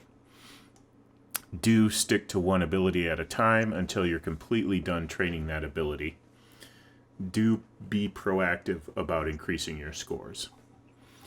Don't change to a different ability while training is in progress or before you have your current ability trained up as far as you want it to go. Don't interrupt the training process once you've begun it. Don't try to train in the middle of an adventure. Don't let your PC's downtime go to waste.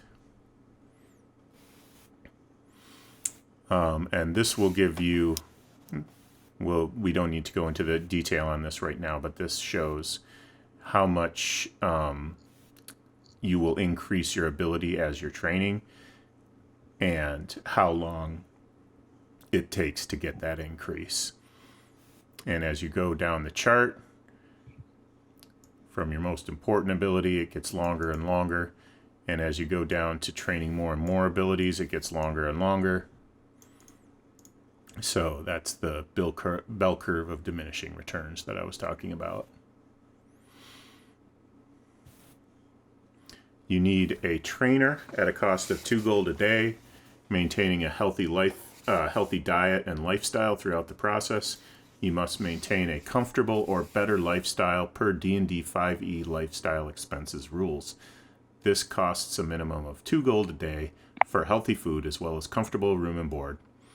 He or she must spend at least 8 hours a day training his or her ability, and the trainee must take at least a 1-hour rest period in the middle. Also, a character must be getting a minimum of 7 hours of sleep a day.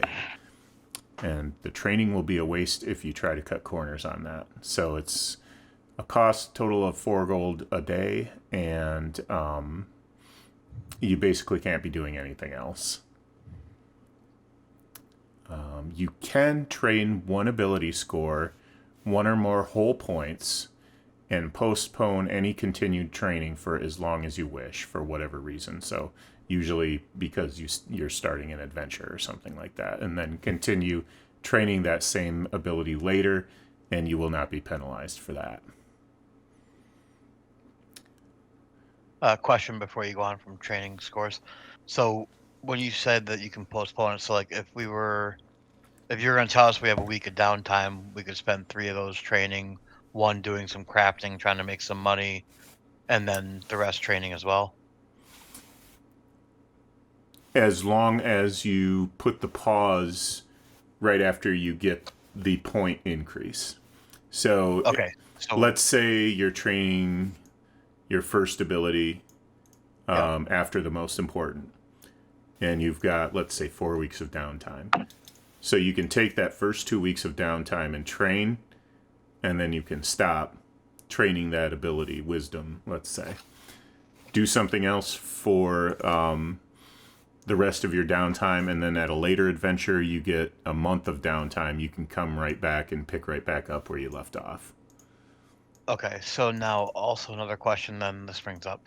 So most important, you said that's the prime requisite always. We don't get to determine what stat that is. Okay. Yep. So like for me, like I have no desire to train my most important one. So I would immediately jump right to the first trained. Yep. Okay. Yep, and you can never go back. So yep. So that means if you're going to train your most, like I said up here, that's why I said if you're going to train your most ability, do it first. Gotcha. So yeah, and now if you trained for 1 week and then stopped, you get nothing. It just throws it away. Now does that mean you can never no matter what? You got a little choppy there. What did you say? Does that mean you can never ever go backwards again? So like if I decide to put a point into charisma, I can never go back and do charisma again after that, right? If I go do charisma this time and then I want to do 1 into wisdom, I can't go back and do charisma again. Right. Okay. You can do charisma and then wait and do more charisma later. You don't get penalized for that. But you cannot go charisma and then wisdom and then back to charisma and get this schedule. You'll be charisma and then you'll be wisdom right here and then you'll be charisma down here. Oh, okay. So I just can't go back on the graph. Okay, right, so that's even right. Yeah. Okay, cool. So right. Yeah, exactly. That makes sense. I'm sorry.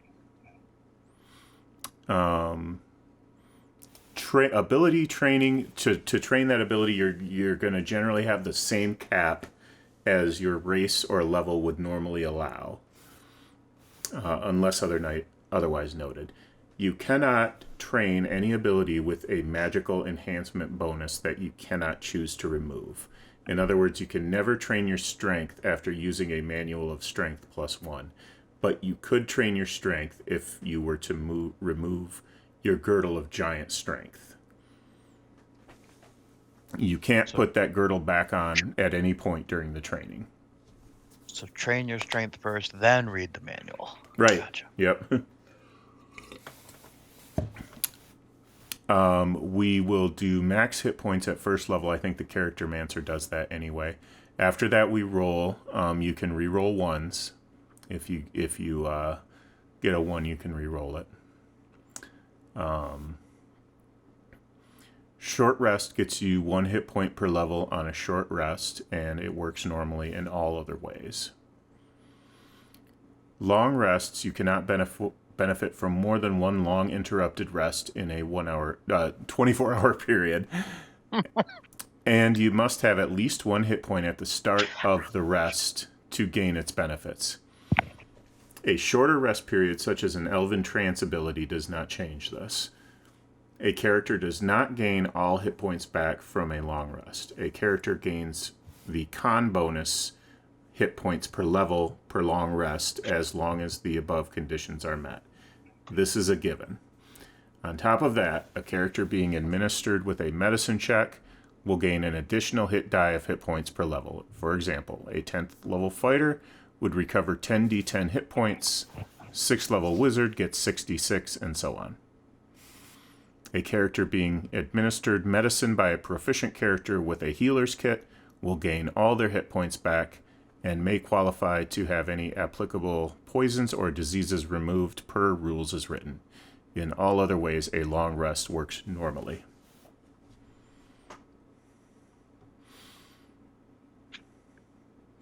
Crits, I use crits.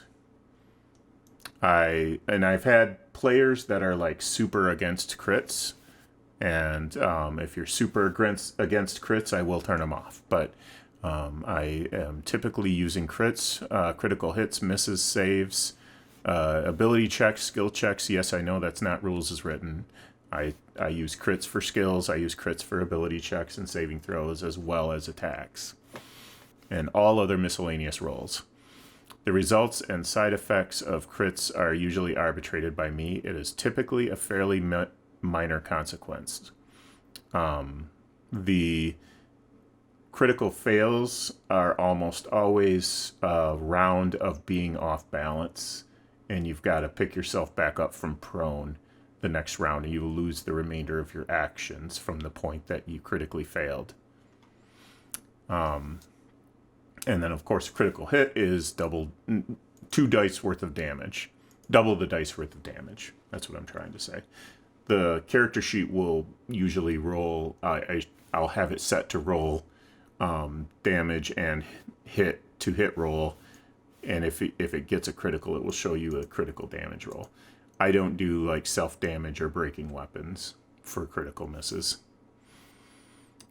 You can accumulate up to 3 inspiration. Rules as written just says you get 1. So there's nowhere for that on your character sheet either. So you can, again, just put that under the bio. So nothing special about races. Class rules, there's no generic paladins or classes. That doesn't really affect anybody. Sorcerers and wizards are going to be at odds. That doesn't really affect anybody. New races are in the Bible. New classes are in the Bible. The details that you see here are all rollable tables in Roll20. So, all this... Quick question about not the social status ones, but the rest of them. Since they don't affect gameplay, can we just pick one off it and just use it as inspiration? Yep. Okay. Yep. Oh, God. Slave sucks. Yeah. Sorry. Yeah, being a slave Whew. sucks, doesn't it? Boy. Oh, man. That's why I didn't roll. Right. Yeah. You could That's really the only one that's horrible, though. The rest aren't that I don't know. bad. It's not a real good chance of getting it, but you know, it's bad if you get a slave. So, and then like I rolled royalty. And I was like, nobody's gonna roll royalty now. You hit royalty, and he got Baron, and I know my luck, so I wasn't. I was rolling slave. Now that he's already decided not to use it, can he roll just to see what he gets? Yeah, if you want, if you want to go for it. You can roll real dice if you want, so you don't risk it being in roll 20 logs. It won't do anything to your character sheet. It's not going to turn your gold into that's copper. The social class. Trader. Okay. I made it. Perfect. Middle class. You were destined to have that. Oh. Social status. There's again some just character prompts. That's all they are. They're not intended to have any particular mechanical change to your character. Circumstances of birth tells you about your family, your mother and father, and your siblings. Who is your boss, if you want one? These are some possible bosses. Quirks are just quirks. So Doesn't bathe. Strong body odor. yeah. Beautiful. Eventually, that's great. Eventually answers questions. Oh God! So basically, a 2-year-old. Awesome. There's one in here, pathologically early, pathologically late. Couple of phobias. I kind of want more than one of these. We'll start rolling on the table. Where's Sarcastic hits too close to home. I'll stay away from that one. there's one in here that's like only screams and Wilhelms. I can't. I'm trying to find it, but it's in there. It's in there somewhere. Nice. Something your character loves, something your character hates, something your character lives for, something your character would die for. Those are some more writing prompts that you can choose to use or not use. So that's just fun stuff to help you with character background. That's all it's supposed to do. So continuing on with skills, feats, and equipment. Pick locks and disable devices when a failed attempt does not break the tools, the lock, or the device, or spring a trap. Another attempt can be made only after a successful investigation check, usually at DC 12 or possibly higher depending on the complexity of the device. Once the investigation check has passed, the PC may attempt again at disadvantage. If the second attempt fails, another attempt on that device or lock cannot be made until the next level. A critical success usually confers the ability to keep the device and or trap for later use if desired. Arcana, religion, history, perception, and investigation. A single failed attempt is always final. No further attempts are allowed on this particular question, area, or item until that PC gains a level. A critical success usually confers a higher level of detail to be revealed through the use of that skill than what would be normal. A critical failure confers information that is incorrect, but the PC believes it to be the truth. Deception, intimidation, performance, and insight. A single failed attempt is almost always final, but there may be extenuating circumstances as arbitrated by the DM that could allow a second attempt with disadvantage. Otherwise, the PC cannot attempt to deceive, intimidate, or perform against that particular NPC or group again until she or he gains a level. Persuasion and animal handling can usually be attempted several times on one NPC or group. Has degrees of possibility depending upon the NPC demeanor or mood. Failures may nudge the NPC into a more sour mood, while successes nudge the NPC into a more friendly mood. Critical successes or failures will move the NPC's mood more dramatically. Athletics and acrobatics are entirely circumstantial. For instance, climb attempts can be attempted repeatedly for as long as the PC wishes, and as long as they don't get knocked unconscious or killed from taking falling damage. On the other hand, leaping a lava gorge only allows one failure, and the results of that failure would be the PC's death. Each character gets an ordinary for their region or race basic steed which they can choose to use or not use. The steed comes at no cost. It is equipped as necessary to be mounted and ridden with saddles, bit and bridle, 7 days worth of feed, and a saddlebag or two. Its stats are normal as it appears in the D&D Monster Manual. The steed is loyal and faithful, but not supernaturally so. The steed and its equipment are valued at 0 gold. It can be donated or set free if the PC does not want it. Appreciate that. Is there stabling? Mm-hmm. Sure. Okay, cool. Yeah, just about every civilized area is going to have stabling. Cool. So even some of the more remote outposts are going to have stabling unless it's somewhere that a horse can't get to. Okay. So the basic rules of Magic are essentially the same, but there are a few differences. So we did talk about no Vancy in Magic. Jack Vance is the author that came up with the idea of, in his Dying Earth series, of you memorize a spell, and then when you cast it, it leaves you, like it gets erased from your memory, and that's where D&D got it from. I don't do Vancy in Magic. The magic is essentially the same. It's just that it doesn't drain from your memory when you cast it. That's all. Is that a rule in earlier editions? Yeah, unfortunately. It's, That's what I assumed, because 5th edition doesn't read that way to me. This is the first time I had heard about that. So it still does that. It just that's not how you interpreted it, because you still have to re-memorize the spell. So remember what you were saying earlier about watching Roll20 or Critical Role, and they would get to a situation and they'd say, "I didn't prepare a spell for that today."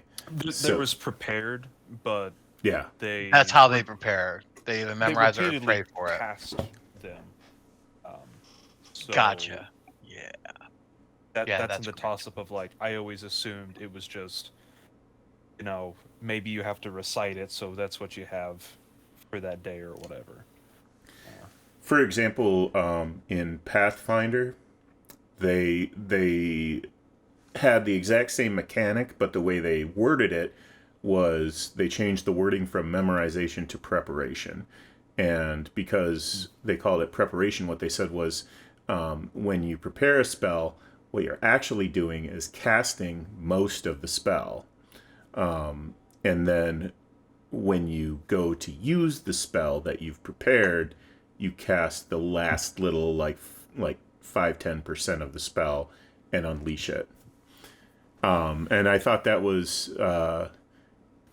I kind of like it. I kind of like the way it's described better in that sense, but I'm still not using the mechanic. But and maybe even because I know there's whole tables for spells known and then what you prepare. So maybe it's as simple as you only put those components in your component bag for the day. Not like it leaves your memory, but if you didn't put your guano and sulfur in your bag, you're not casting fireball. Yeah. Yep, and that will apply in my campaign too. So, do arcane focuses take effect, or do we need old materials? As written, it'll say if it needs a material component or if it uses a focus. A lot fewer of the spell material components are consumed in 5th edition than in previous editions. So. And that's everything. It's just because I've read through those and some of the stuff I've watched. Some people, even while there are focuses and things, that they still seem to use material components for at least the narrative portion. Yeah, and also like some of them, because I think the focus can only replace certain costs, right? Like if you need 1,000 gold piece diamond, you can't replace that with an arcane focus. It only doesn't work for things that have a cost and are used up. Okay. Mostly. I knew it was something.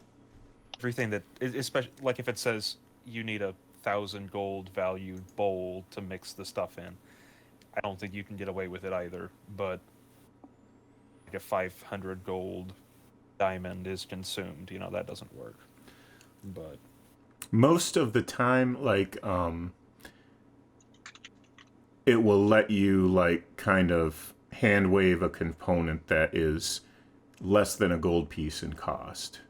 yeah. Just as long as you've got your spell component pouch on you, you're assumed to have it. And that's kind of to avoid the whole, like, you don't need your action to dig stuff out. In addition to that, it simplifies that idea, I think.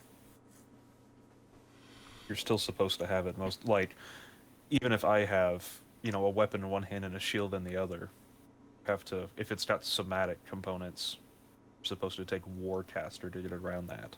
Mm-hmm. The feat. Yep. So that's complicated. So, and if you decide you want to be a shepherd of Grell Kilbor, you're going to be using natural weapons anyway. So. So not my fancy sword. The number of spells you can memorize is equal to the slots normally available. So if you look at anybody's spell progression table, you will see that. Just for one example is the wizard. The wizard gets at first level 2 first level spells. So at first level you can memorize these 2 first level spells plus your intelligence modifier plus your proficiency bonus, which at first level would be 1. That intelligence part, that is true for spellcasters whose magic come from sources other than intelligence, because memorization is a function of intelligence, not wisdom or charisma. So you can usually memorize a bunch of spells, even at level 1, and then choose which one you want to cast out of any of those, similar to a sorcerer. At 18 intelligence, you might be able to have all of your spells memorized at first level, but the casting of 2 spells, not 1, I'm going to refresh that because I changed that a little bit. The casting of 2 first level spells would leave you too exhausted to cast any more until you rested. So this doesn't change in terms of the number of spells you can cast. It only changes in terms of the number of spells you can have available to cast those 2 spells. Do we have a proficiency bonus of +2 or +1? On first level, it's +1. I'm pretty sure. It's even on. It says +2 on that. Yeah, table. it starts out at 2. Oh, really? I always thought it started out at 1. But yeah, rules is written. Just as far as proficiency bonus goes, rules is written. Yeah, okay. I was wrong about that. I thought it was 1 at first level. I learned something new. So at first level, it could be as high as, let's say you've got 18 intelligence, so it would be 8 spells you could memorize at first level. And you do not need to memorize multiple copies of spells to cast it more than once. You can remove a spell from your memory and replace it anytime you want. Furthermore, wizards and clerics can cast a spell that is not in immediate memory for a cost of double casting time by praying for your spell from your deity if you're a cleric, or casting it from your spell book if you're a wizard.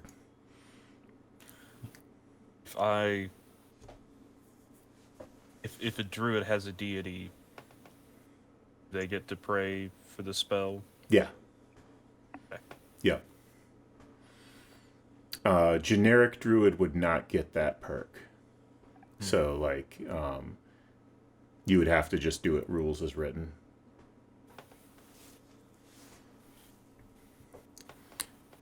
Detect Magic is going to illuminate magic schools by color. And these are the colors that you will see. We need to take note memorization of that, or would that be You can refer back to provided? that anytime you want. Okay. So the link is pinned in the Discord chat. Okay. The colors will be viewable when they'll be visible when viewing magical effects that require detect magic, as well as when the caster is casting from these schools. Identifying magic items is not a foregone conclusion. Identification of the magic item works through the use of the identify spell. It used to have a percentage chance of success plus a constitution drain. I don't do that, but I do require you use the spell and the pearl to identify magic items. There will come a time as you gain experience when you'll start picking up more common items, and you don't need to do that anymore. Like you'll eventually know what a potion of healing is, but just by picking it up and looking at it, after you've encountered the first few. Resurrection and Raise Dead is allowed only if the character is following a real, sanctioned by the DM, god or goddess, and only if the character is in good standing with that god or goddess. Atheist, agnostic, or heathen characters will not get resurrected or raised, so keep that in mind if you wish to worship a false god or no god at all. Additionally, a character may choose to stay at rest when called back to the realm of the living. In this case, the PC's decision is the player's. With NPCs, the DM decides if the recipient of a resurrection spell actually wants to return. Spell components, it just works rules as written. So if you do see some of the stuff that looks a little confusing in this document, it might be referring to older editions. Caster control is one of those. This is a legacy rule. I don't think this even applies to 5th edition. I don't think. But if there are duration spells that are dispellable and not dispellable, I have it so that the caster can control any duration spell and turn it off anytime they want. I don't think that's even there anymore. I think I can delete this entry. Spells with variants, I don't think that's there anymore either. But if there are spells with variants, then when you learn them, you can automatically learn all variants with no additional cost. And that's fine. Experience. We do experience, but it is transparent to you. I will log and keep the experience. So you don't have to deal with any of that. And then I'll let you know when you gained a level. Experience comes from encounters. I use 7 different types of encounters regularly. And they are combat, trap, dilemma, obstacle, diplomacy, puzzle or secret, and event. Only combat encounters lead to fighting, but any of these can lead to treasure and or experience awards. Challenge ratings for successfully dealing with any of these encounters are sometimes obvious. The CR of the NPC or monster or trap makes an appropriate award. In others, I will give ad hoc rewards according to the guidelines set here. The rule of the thumb is the more of these conditions are met, the higher the reward will be. The 7 types are encounter, an encounter which leads to fighting. Killing an opponent that is not aggressive, in other words, actively seeking to cause harm, damage, or death to the PCs, is always, under every circumstance, worth 0 experience. Performing a coup de grace on incapacitated combatants is not what this refers to. This is referring to attacking NPCs that are not interested in fighting you. So, read between the lines on that one. No murder hobos, please. Traps, of course, trigger damage, poison, trigger spells. unleash enemies or beasts and so on, anything like that, or any combination, physically changing access points to a space or sounding alarms. Obstacles are an encounter with a situation or a physical thing that needs to be overcome or circumvented to continue. Dilemmas are an encounter where one of two or more choices must be made, and none of those appear to be a good choice. Diplomacy is talking, a social encounter. Those can be worth experience and even treasure. Puzzle or secret, that is any kind of riddle or secret door or stuff like that.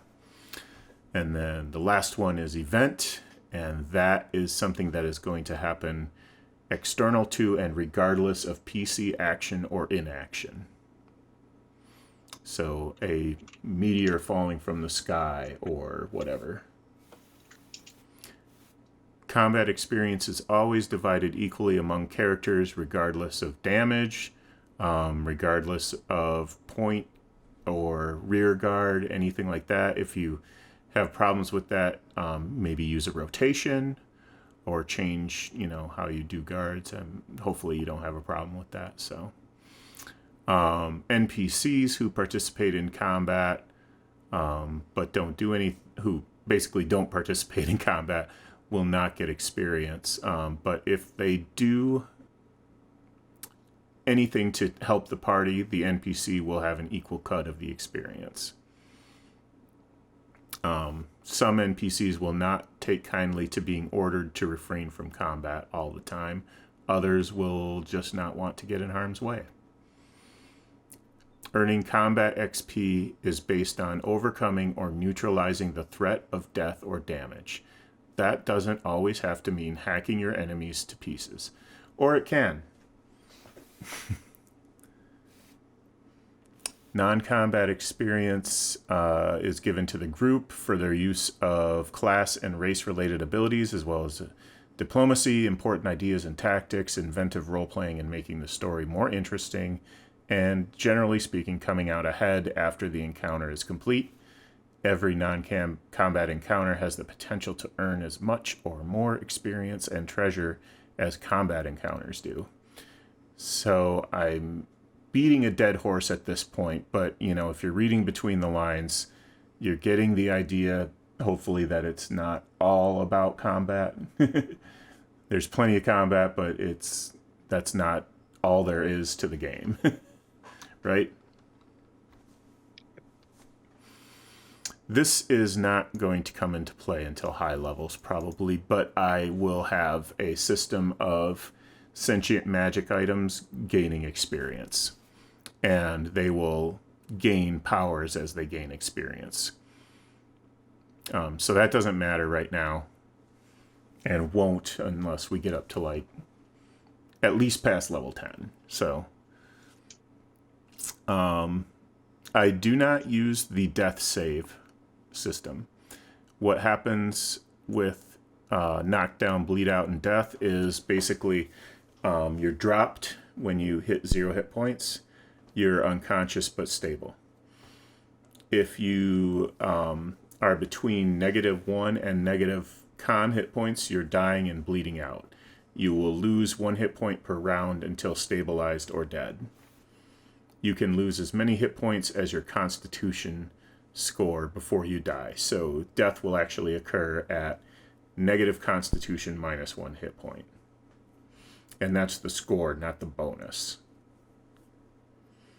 Up to the point that you're fully dead, any curative spell or successful medicine check at DC 10 will stabilize the character at 0 hit points.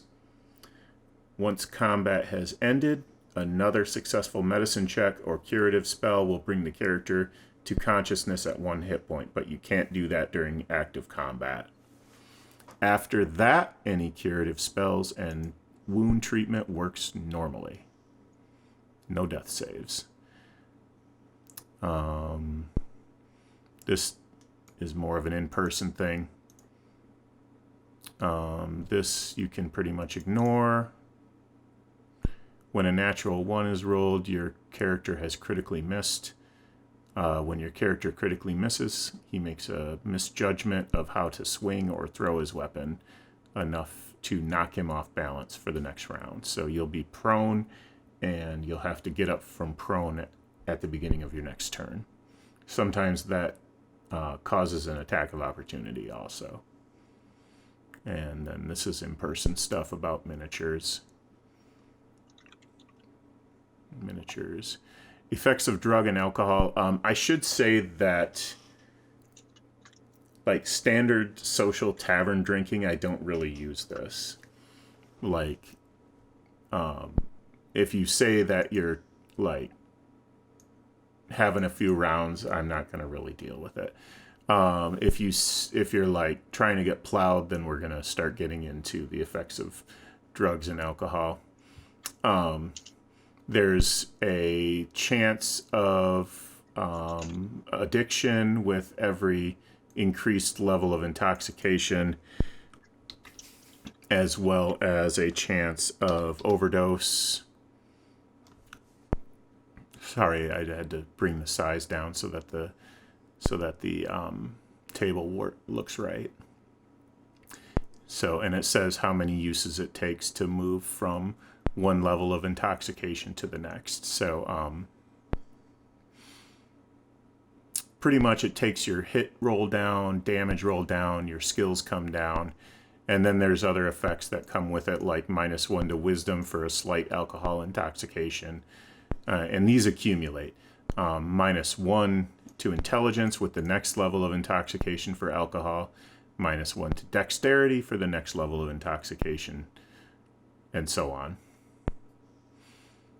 And it goes through alcohol, pipeweed, mushrooms, opium, fairy fire, red eye, and trench. And there's actually some more D&D drugs that are out there now that that I have not included in this table.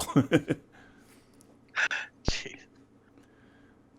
So that's pretty much covers the house rules.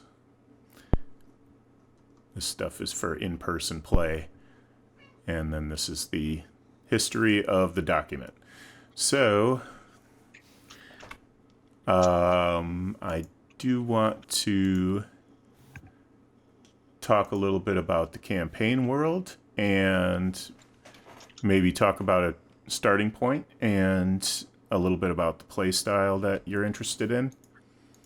I just realized, when you have the spare time, the World Book Bible says, well, it's supposed to say World Book, it's missing a B.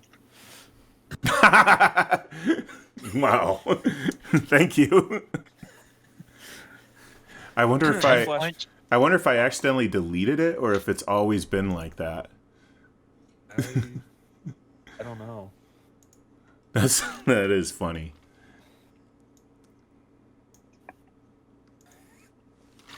You happened to stroll past that, and that's the first time I realized.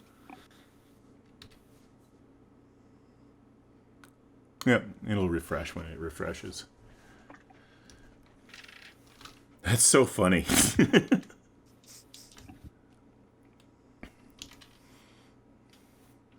So, like I said, this is the world map.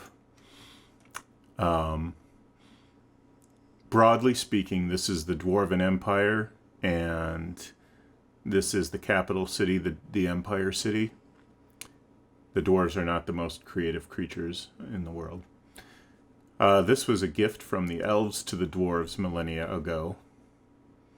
They made a peaceful transition over to the dwarves and kind of split. They dispersed elsewhere throughout the world. This whole area is called Kiriska, and it is a land of competing kingdoms and baronies. So this is not one cohesive government that manages this whole land. Different localities might have different laws. This is an undead woods that divides the northern part of this continent from the southern, on land anyway. So if you're going to pass this, if you want to go from north to south, then you're probably going to want to take a boat. and the rivers dry up in this wood, so you got to go by sea. Kiriska is kind of based on medieval Europe, more or less. Al-Karayakan is based on the Middle East, more or less. And it's got a few cities, large deserts, and so on. Temek is inspired by Africa. Isla Magia Nolan is a frontier world, just kind of a magical realm. Shinshao is a Asian flavored realm. Karamanduria is based off of Australia, and it is a land that never fully recovered from the dark times. Resource management is a little tougher in Karamanduria. They have they recovered, but then they sort of regressed at a certain point and kind of fell back into a more hostile, primitive state. There are it's kind of Mad Max inspired, like kind of Mad Max Australia. So there's roving bands of bandits and so on. Sorvetstedstad is not inhabitable. They never recovered, and it is completely hostile, and everything is in ruins. Devoria is kind of Eastern Europe inspired / Russia inspired. That's the gist. And then the gist of the world, you might have already read a lot of this. The world was created as a paragon world. It was the last world made in the prime material plane, and the gods were not allowed to touch it. What happened was the Aasimar started colonizing, and they started doing their own thing with the world. And let me get down to the timeline.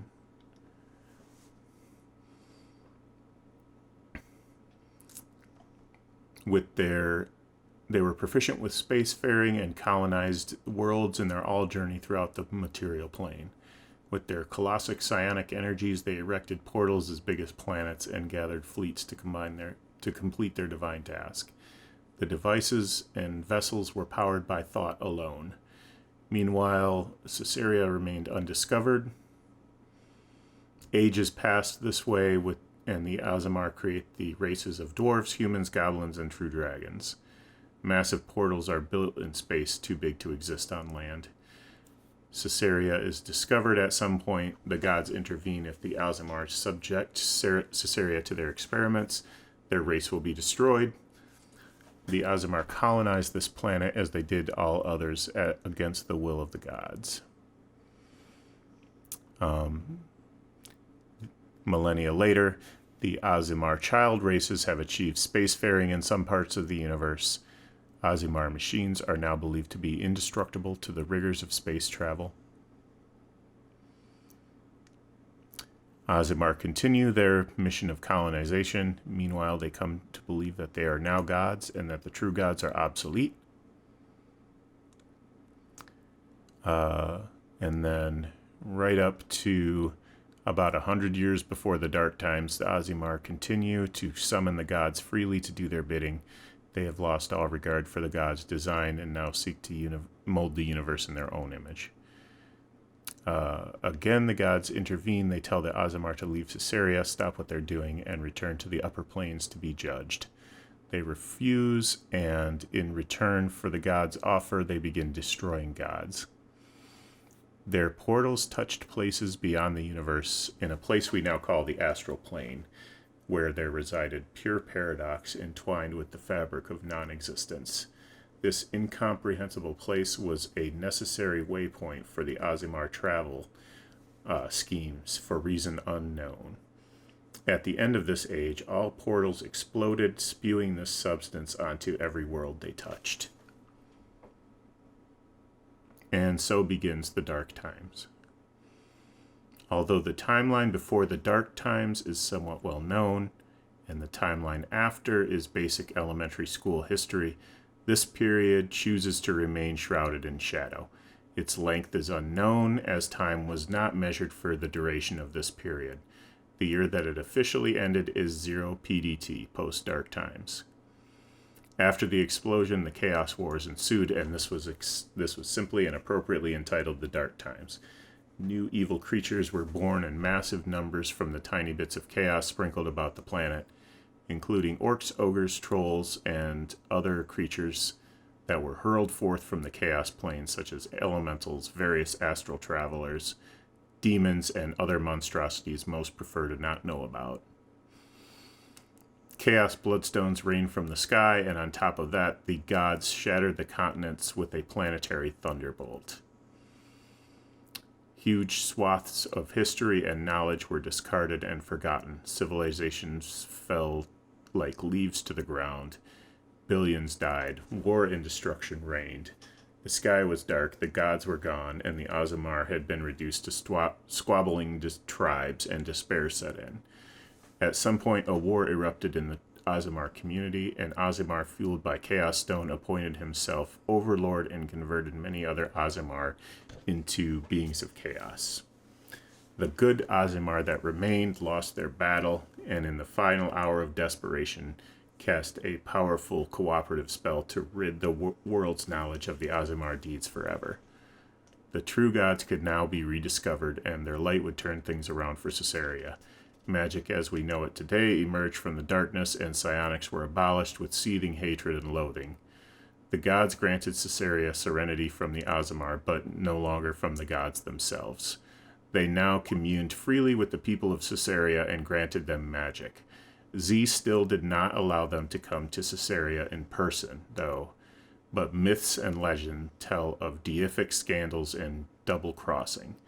They say that at some point during the Dark Times, the gods were forced to put their essences into living containers on the face of Caesarea. Many gods were destroyed during this period, and according to legend, some are actually still present. Caesarea today, 100 post-Dark Times to 1000. This era was categorized as a rebirth and rebuild, while most of Caesarea rebounded from the devastation of the Dark Times. There were basic needs to be met, but also people started to uncover remnants of the old world. What written history and information could be found is highly valuable and sought after by academia and the authorities. Portals linking 13 of Caesarea's major metropoli are found to still be functional or fixable. Once it was determined how to operate them, they could be used to travel to any other portal city on the globe. A consortium was formed to manage and protect the portals, the Consortium of Portal Overseers. Several spaceports and airports are found with some ships still functional. Caesareans returned to skyfaring and spacefaring. A network of transoceanic monorails is rebuilt once again to serve as cross-continental transportation for Caesareans. Sea travel, as always, remains in vogue. 1000 to modern day, invention, engineering, alchemy, and other forms of science are rediscovered and are beginning to be explored. Crystal towers are erected and networked through the belly of the world, allowing magical communication anywhere on the planet. Magic is infused to ocean-going vessels, allowing them to travel to the opposite side of the world in less than 1 month and out into wild space. I do not believe, current age in the future, I do not believe that the inhabitants of Caesarea, with all their sophistication and learnedness, possess the foresight to know what the future of Caesarea will bring. While many point to a new age of reason and spiritual enlightenment, others whisper of a possible return of the Dark Times. There will be no respite for the inhabitants, as their quest must never end. They are the greatest that mortal flesh can be, and their world is the most hospitable possible on the mortal plane. Their test will be for their own souls and for the souls of all the prime material plane. And there are, I'm going to abbreviate the rest of this so we can wrap it up. There are substances called bloodstones. They are the material embodiment of the forces that sculpt the universe and the entirety of the prime material plane. They represent all things, all energies, and manner of concepts that mere mortals could never hope to comprehend. They both embody and define reality. All bloodstones share certain traits. They give off energy. Indeed, their very fabric is entwined with all the omnipotence of every universe. There are 6 types of bloodstones by this definition: time, chaos, magic, sun or nova, void, and volution. And without going into too much detail, you can read up on all this, but the mortals cannot mess with these. Most of them you'll pretty much melt in their presence, but for those who have tried to harness them, it's always gone sideways. So only gods can mess with these, and then it gives a description of kind of what they do. There is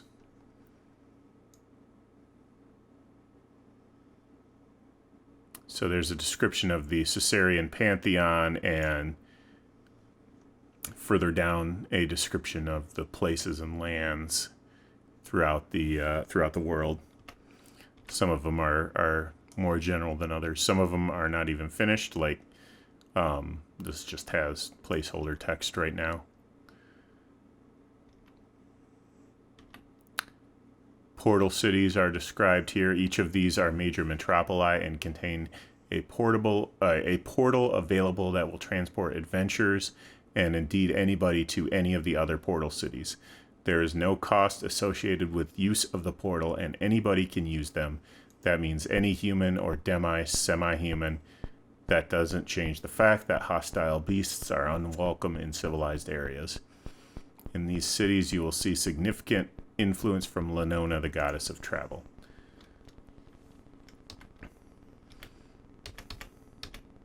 And these are the different portal cities, just kind of outlined. A couple of things like currency. There is one worldwide currency.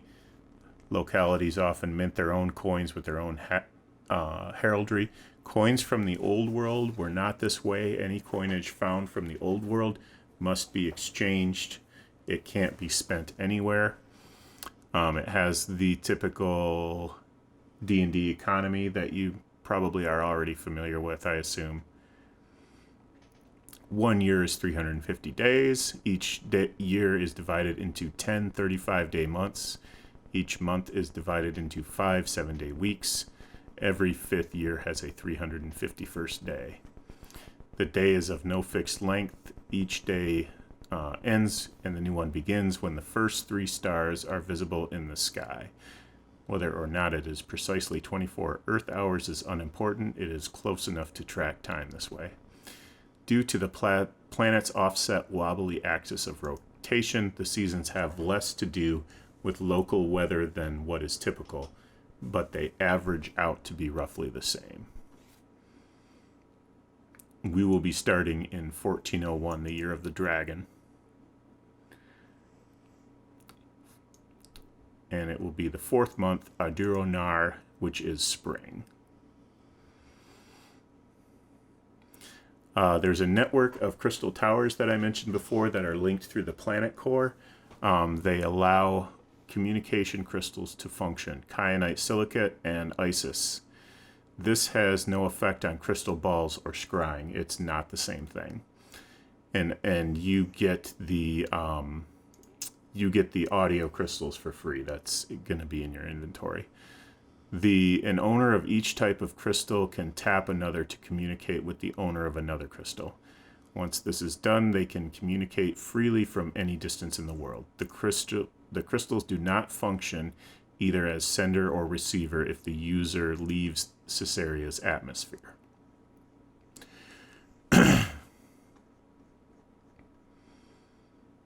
Kyanite silicate crystals are the common white crystal. Those are the ones you get.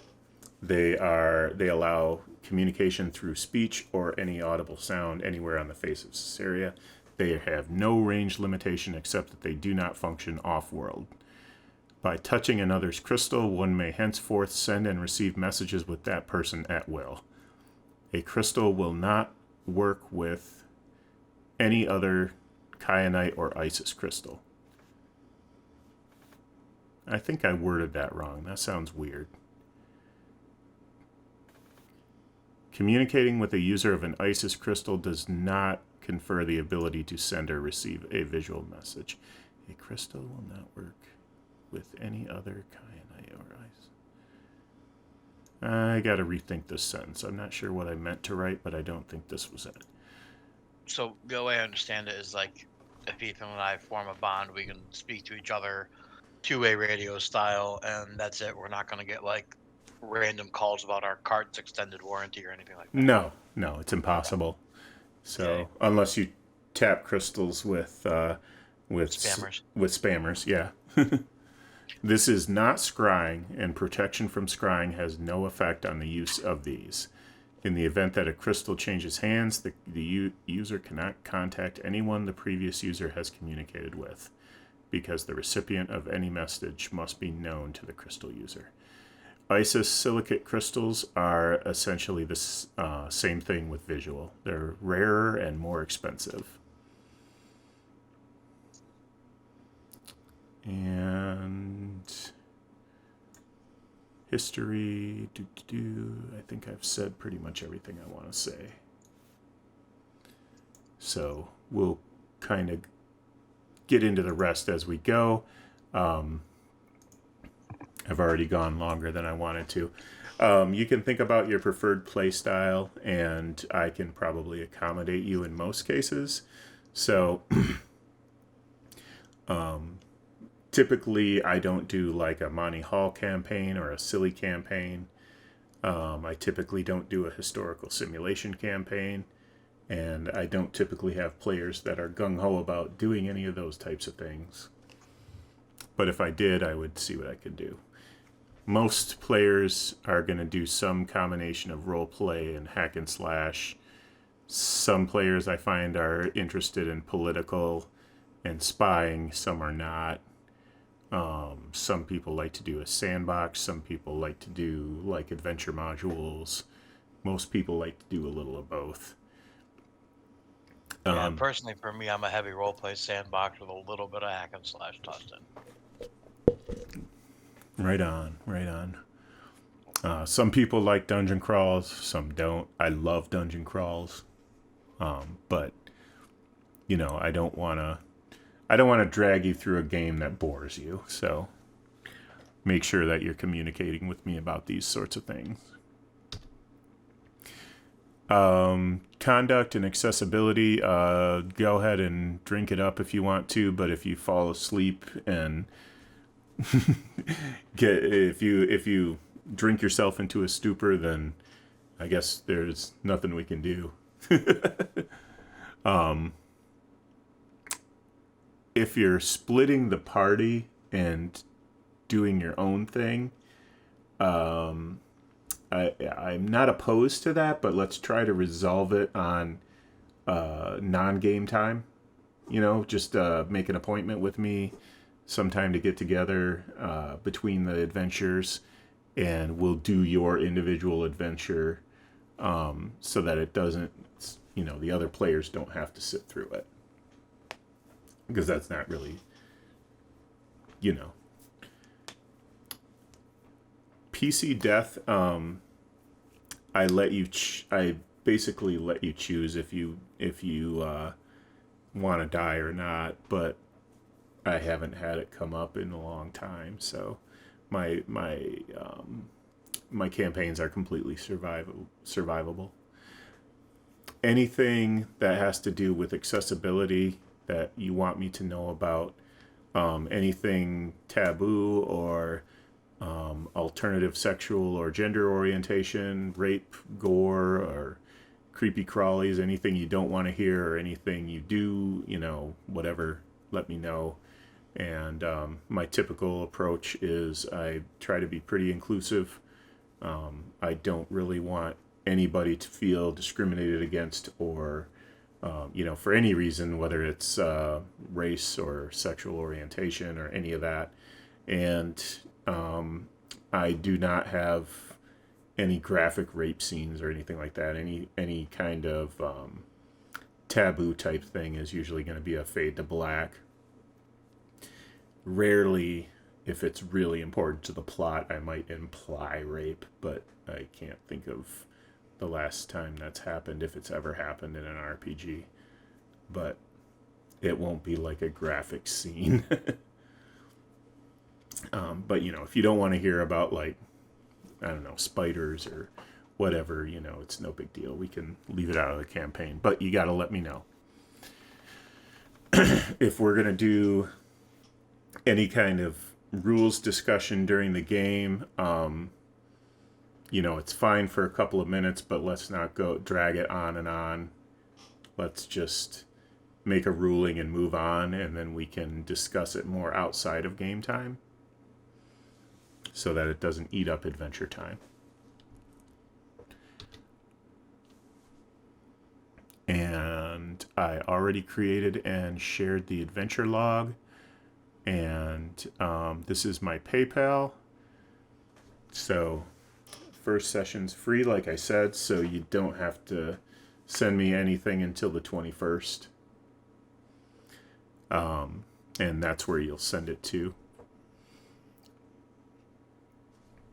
And of course, if you need a reminder, just let me know. And that is it. So, crikey. I'm gonna What are you doing? Stop streaming. There it is. Okay, I'm gonna stop streaming. And is there anything else that you guys need to talk about tonight? And of course, we can continue to communicate back and forth throughout the week. But anything else you guys want to talk about tonight, or are you happy with where your character's at? Do we need to do more? How are you guys feeling? So I'm good where my character's at until the background, but that we can take care of in Discord. So personally, I'm set with that. I just need to do equipment. Okay. And how about we'll do equipment throughout the week. So I'll make it easy. I've already got a list of exactly what I want. Okay. I already grabbed prices off the internet. So Okay. the only question that I have for you, because this will impact what I get, you said we can get a free mount. Would a draft horse be considered a normal free mount? Yes. Okay, then yeah, I'm good then. I think this leaves me like 2 gold pieces short or something like that, but like I can maneuver around with it if I have to. In the world did you find to cover all the money you got? Well, because like I want a hand crossbow that's 75 gold pieces, but it's integral to the way I see my character. I understand. And then I've got studded leather, which is another 45 gold right there, and a short sword, which is 10, and then a cart. So I've got a horse and a cart. So that's the bulk of my money right there. The cart does. That's only 15 gold, but like I figured my character is going to. Yeah, my character. So I'm kind of like ignoring the archery side. Like if you've ever seen the Robin Hood from BBC, I'm kind of envisioning him being like Robin of Locksley. So I could see him having a cart where he steals from the rich and carries things around and gives it to the poor. Yeah, so it just seems to fit my character thought. Nice. I like it. One thing we did not really go over is how your characters know each other.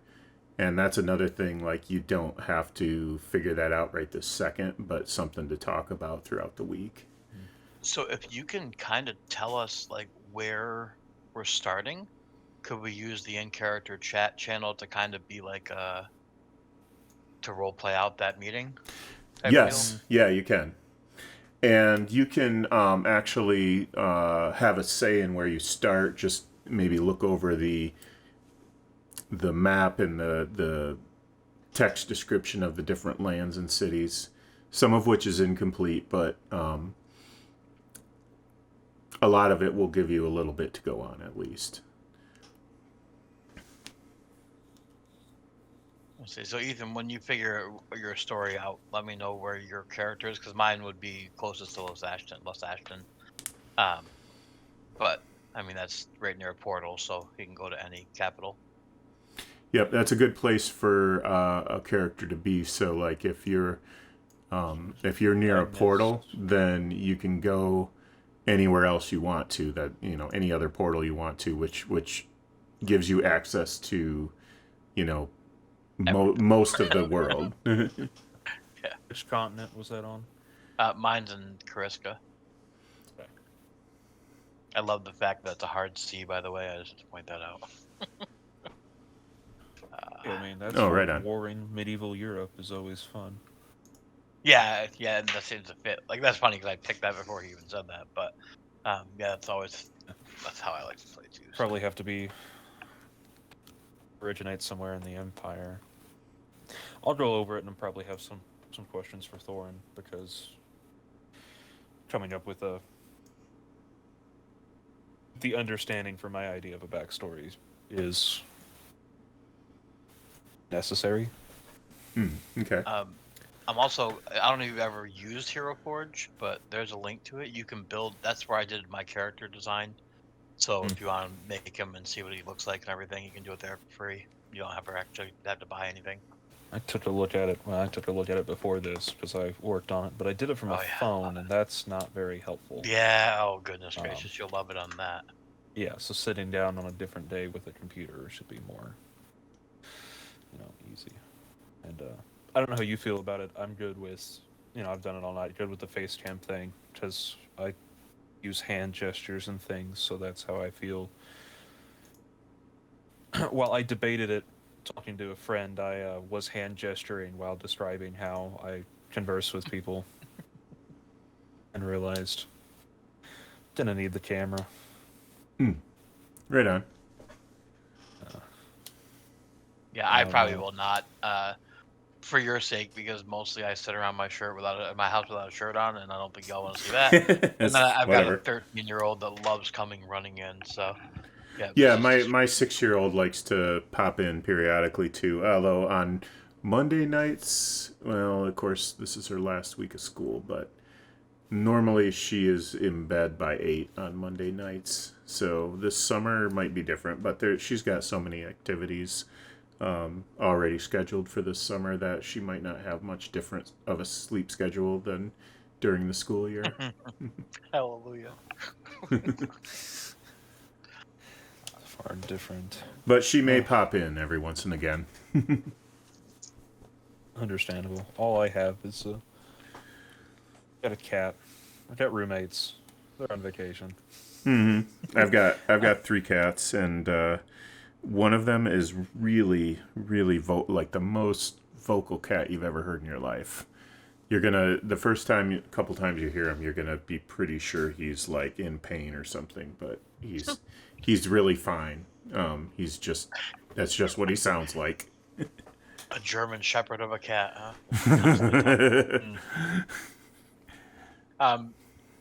That just real quick, that list that I have there. Can I start adding those weapons to the character sheet? I'm assuming since they're all standard, it should be okay.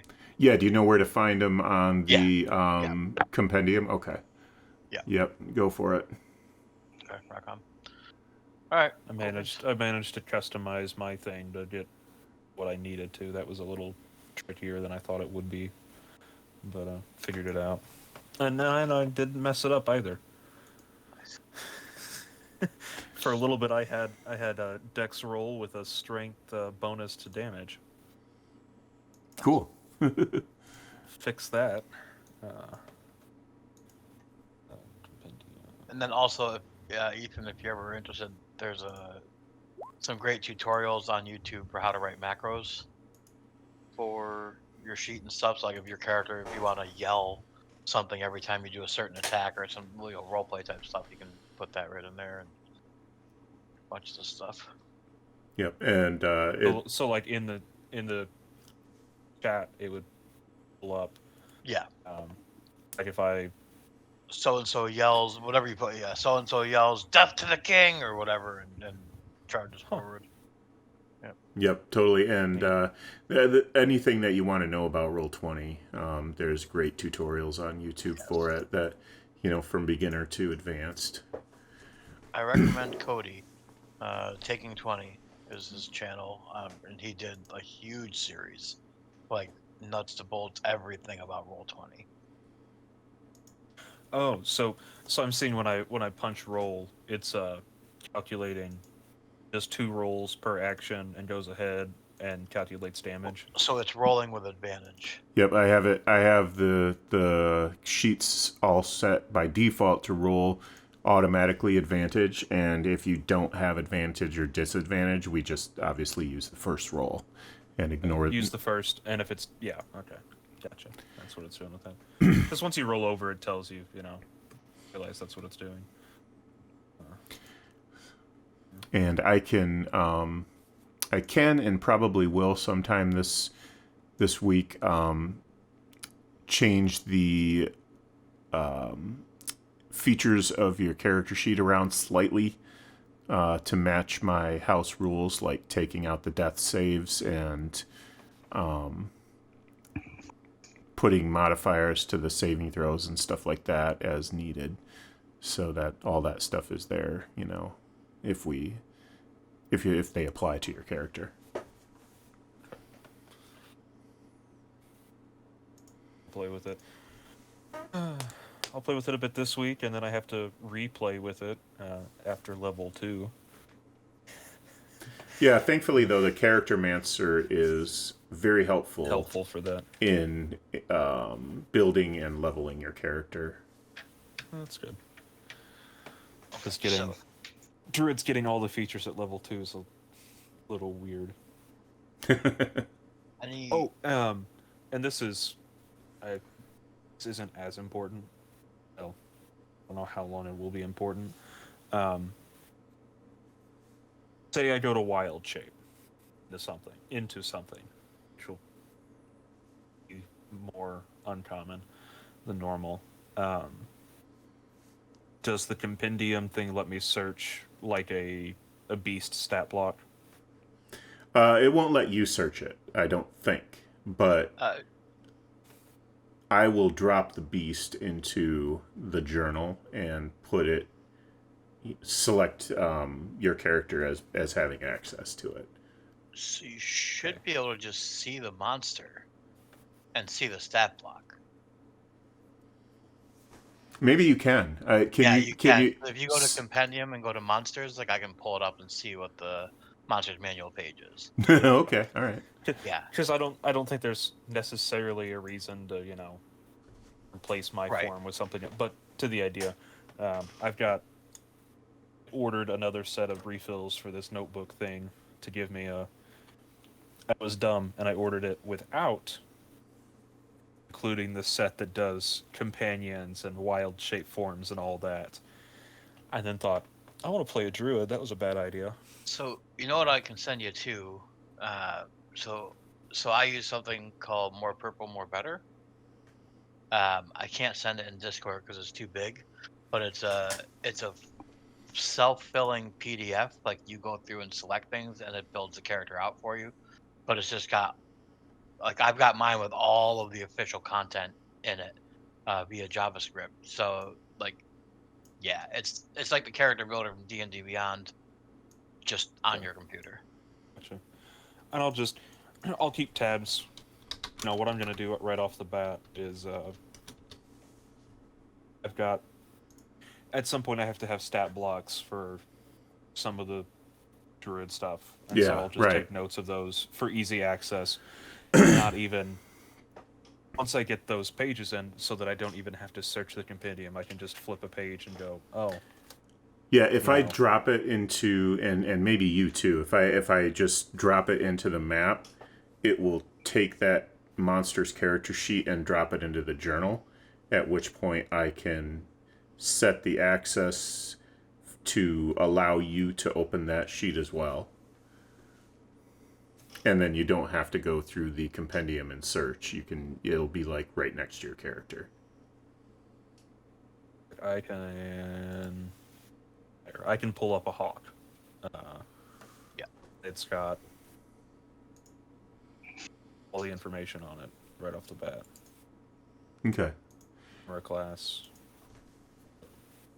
That actually brings up something that I never mentioned that is a good thing to talk about, is like in character versus non-character, not like player knowledge. And Meta. I don't really beat myself up over that too much. I just figure things like burning a troll or throwing acid on a troll is the only way to kill it. Like, I just figure everybody knows that, especially adventurers, like, need to know that. You might not know about the more exotic stuff, but, you know. Well, it's things like everybody knows how to kill a werewolf, right? We all know it's silver bullets. Yeah, So exactly. it's kind of like that sort of thing. Same. I agree. I like that approach. And so if it's something you already know, I'm probably not going to be too worried about you using that knowledge.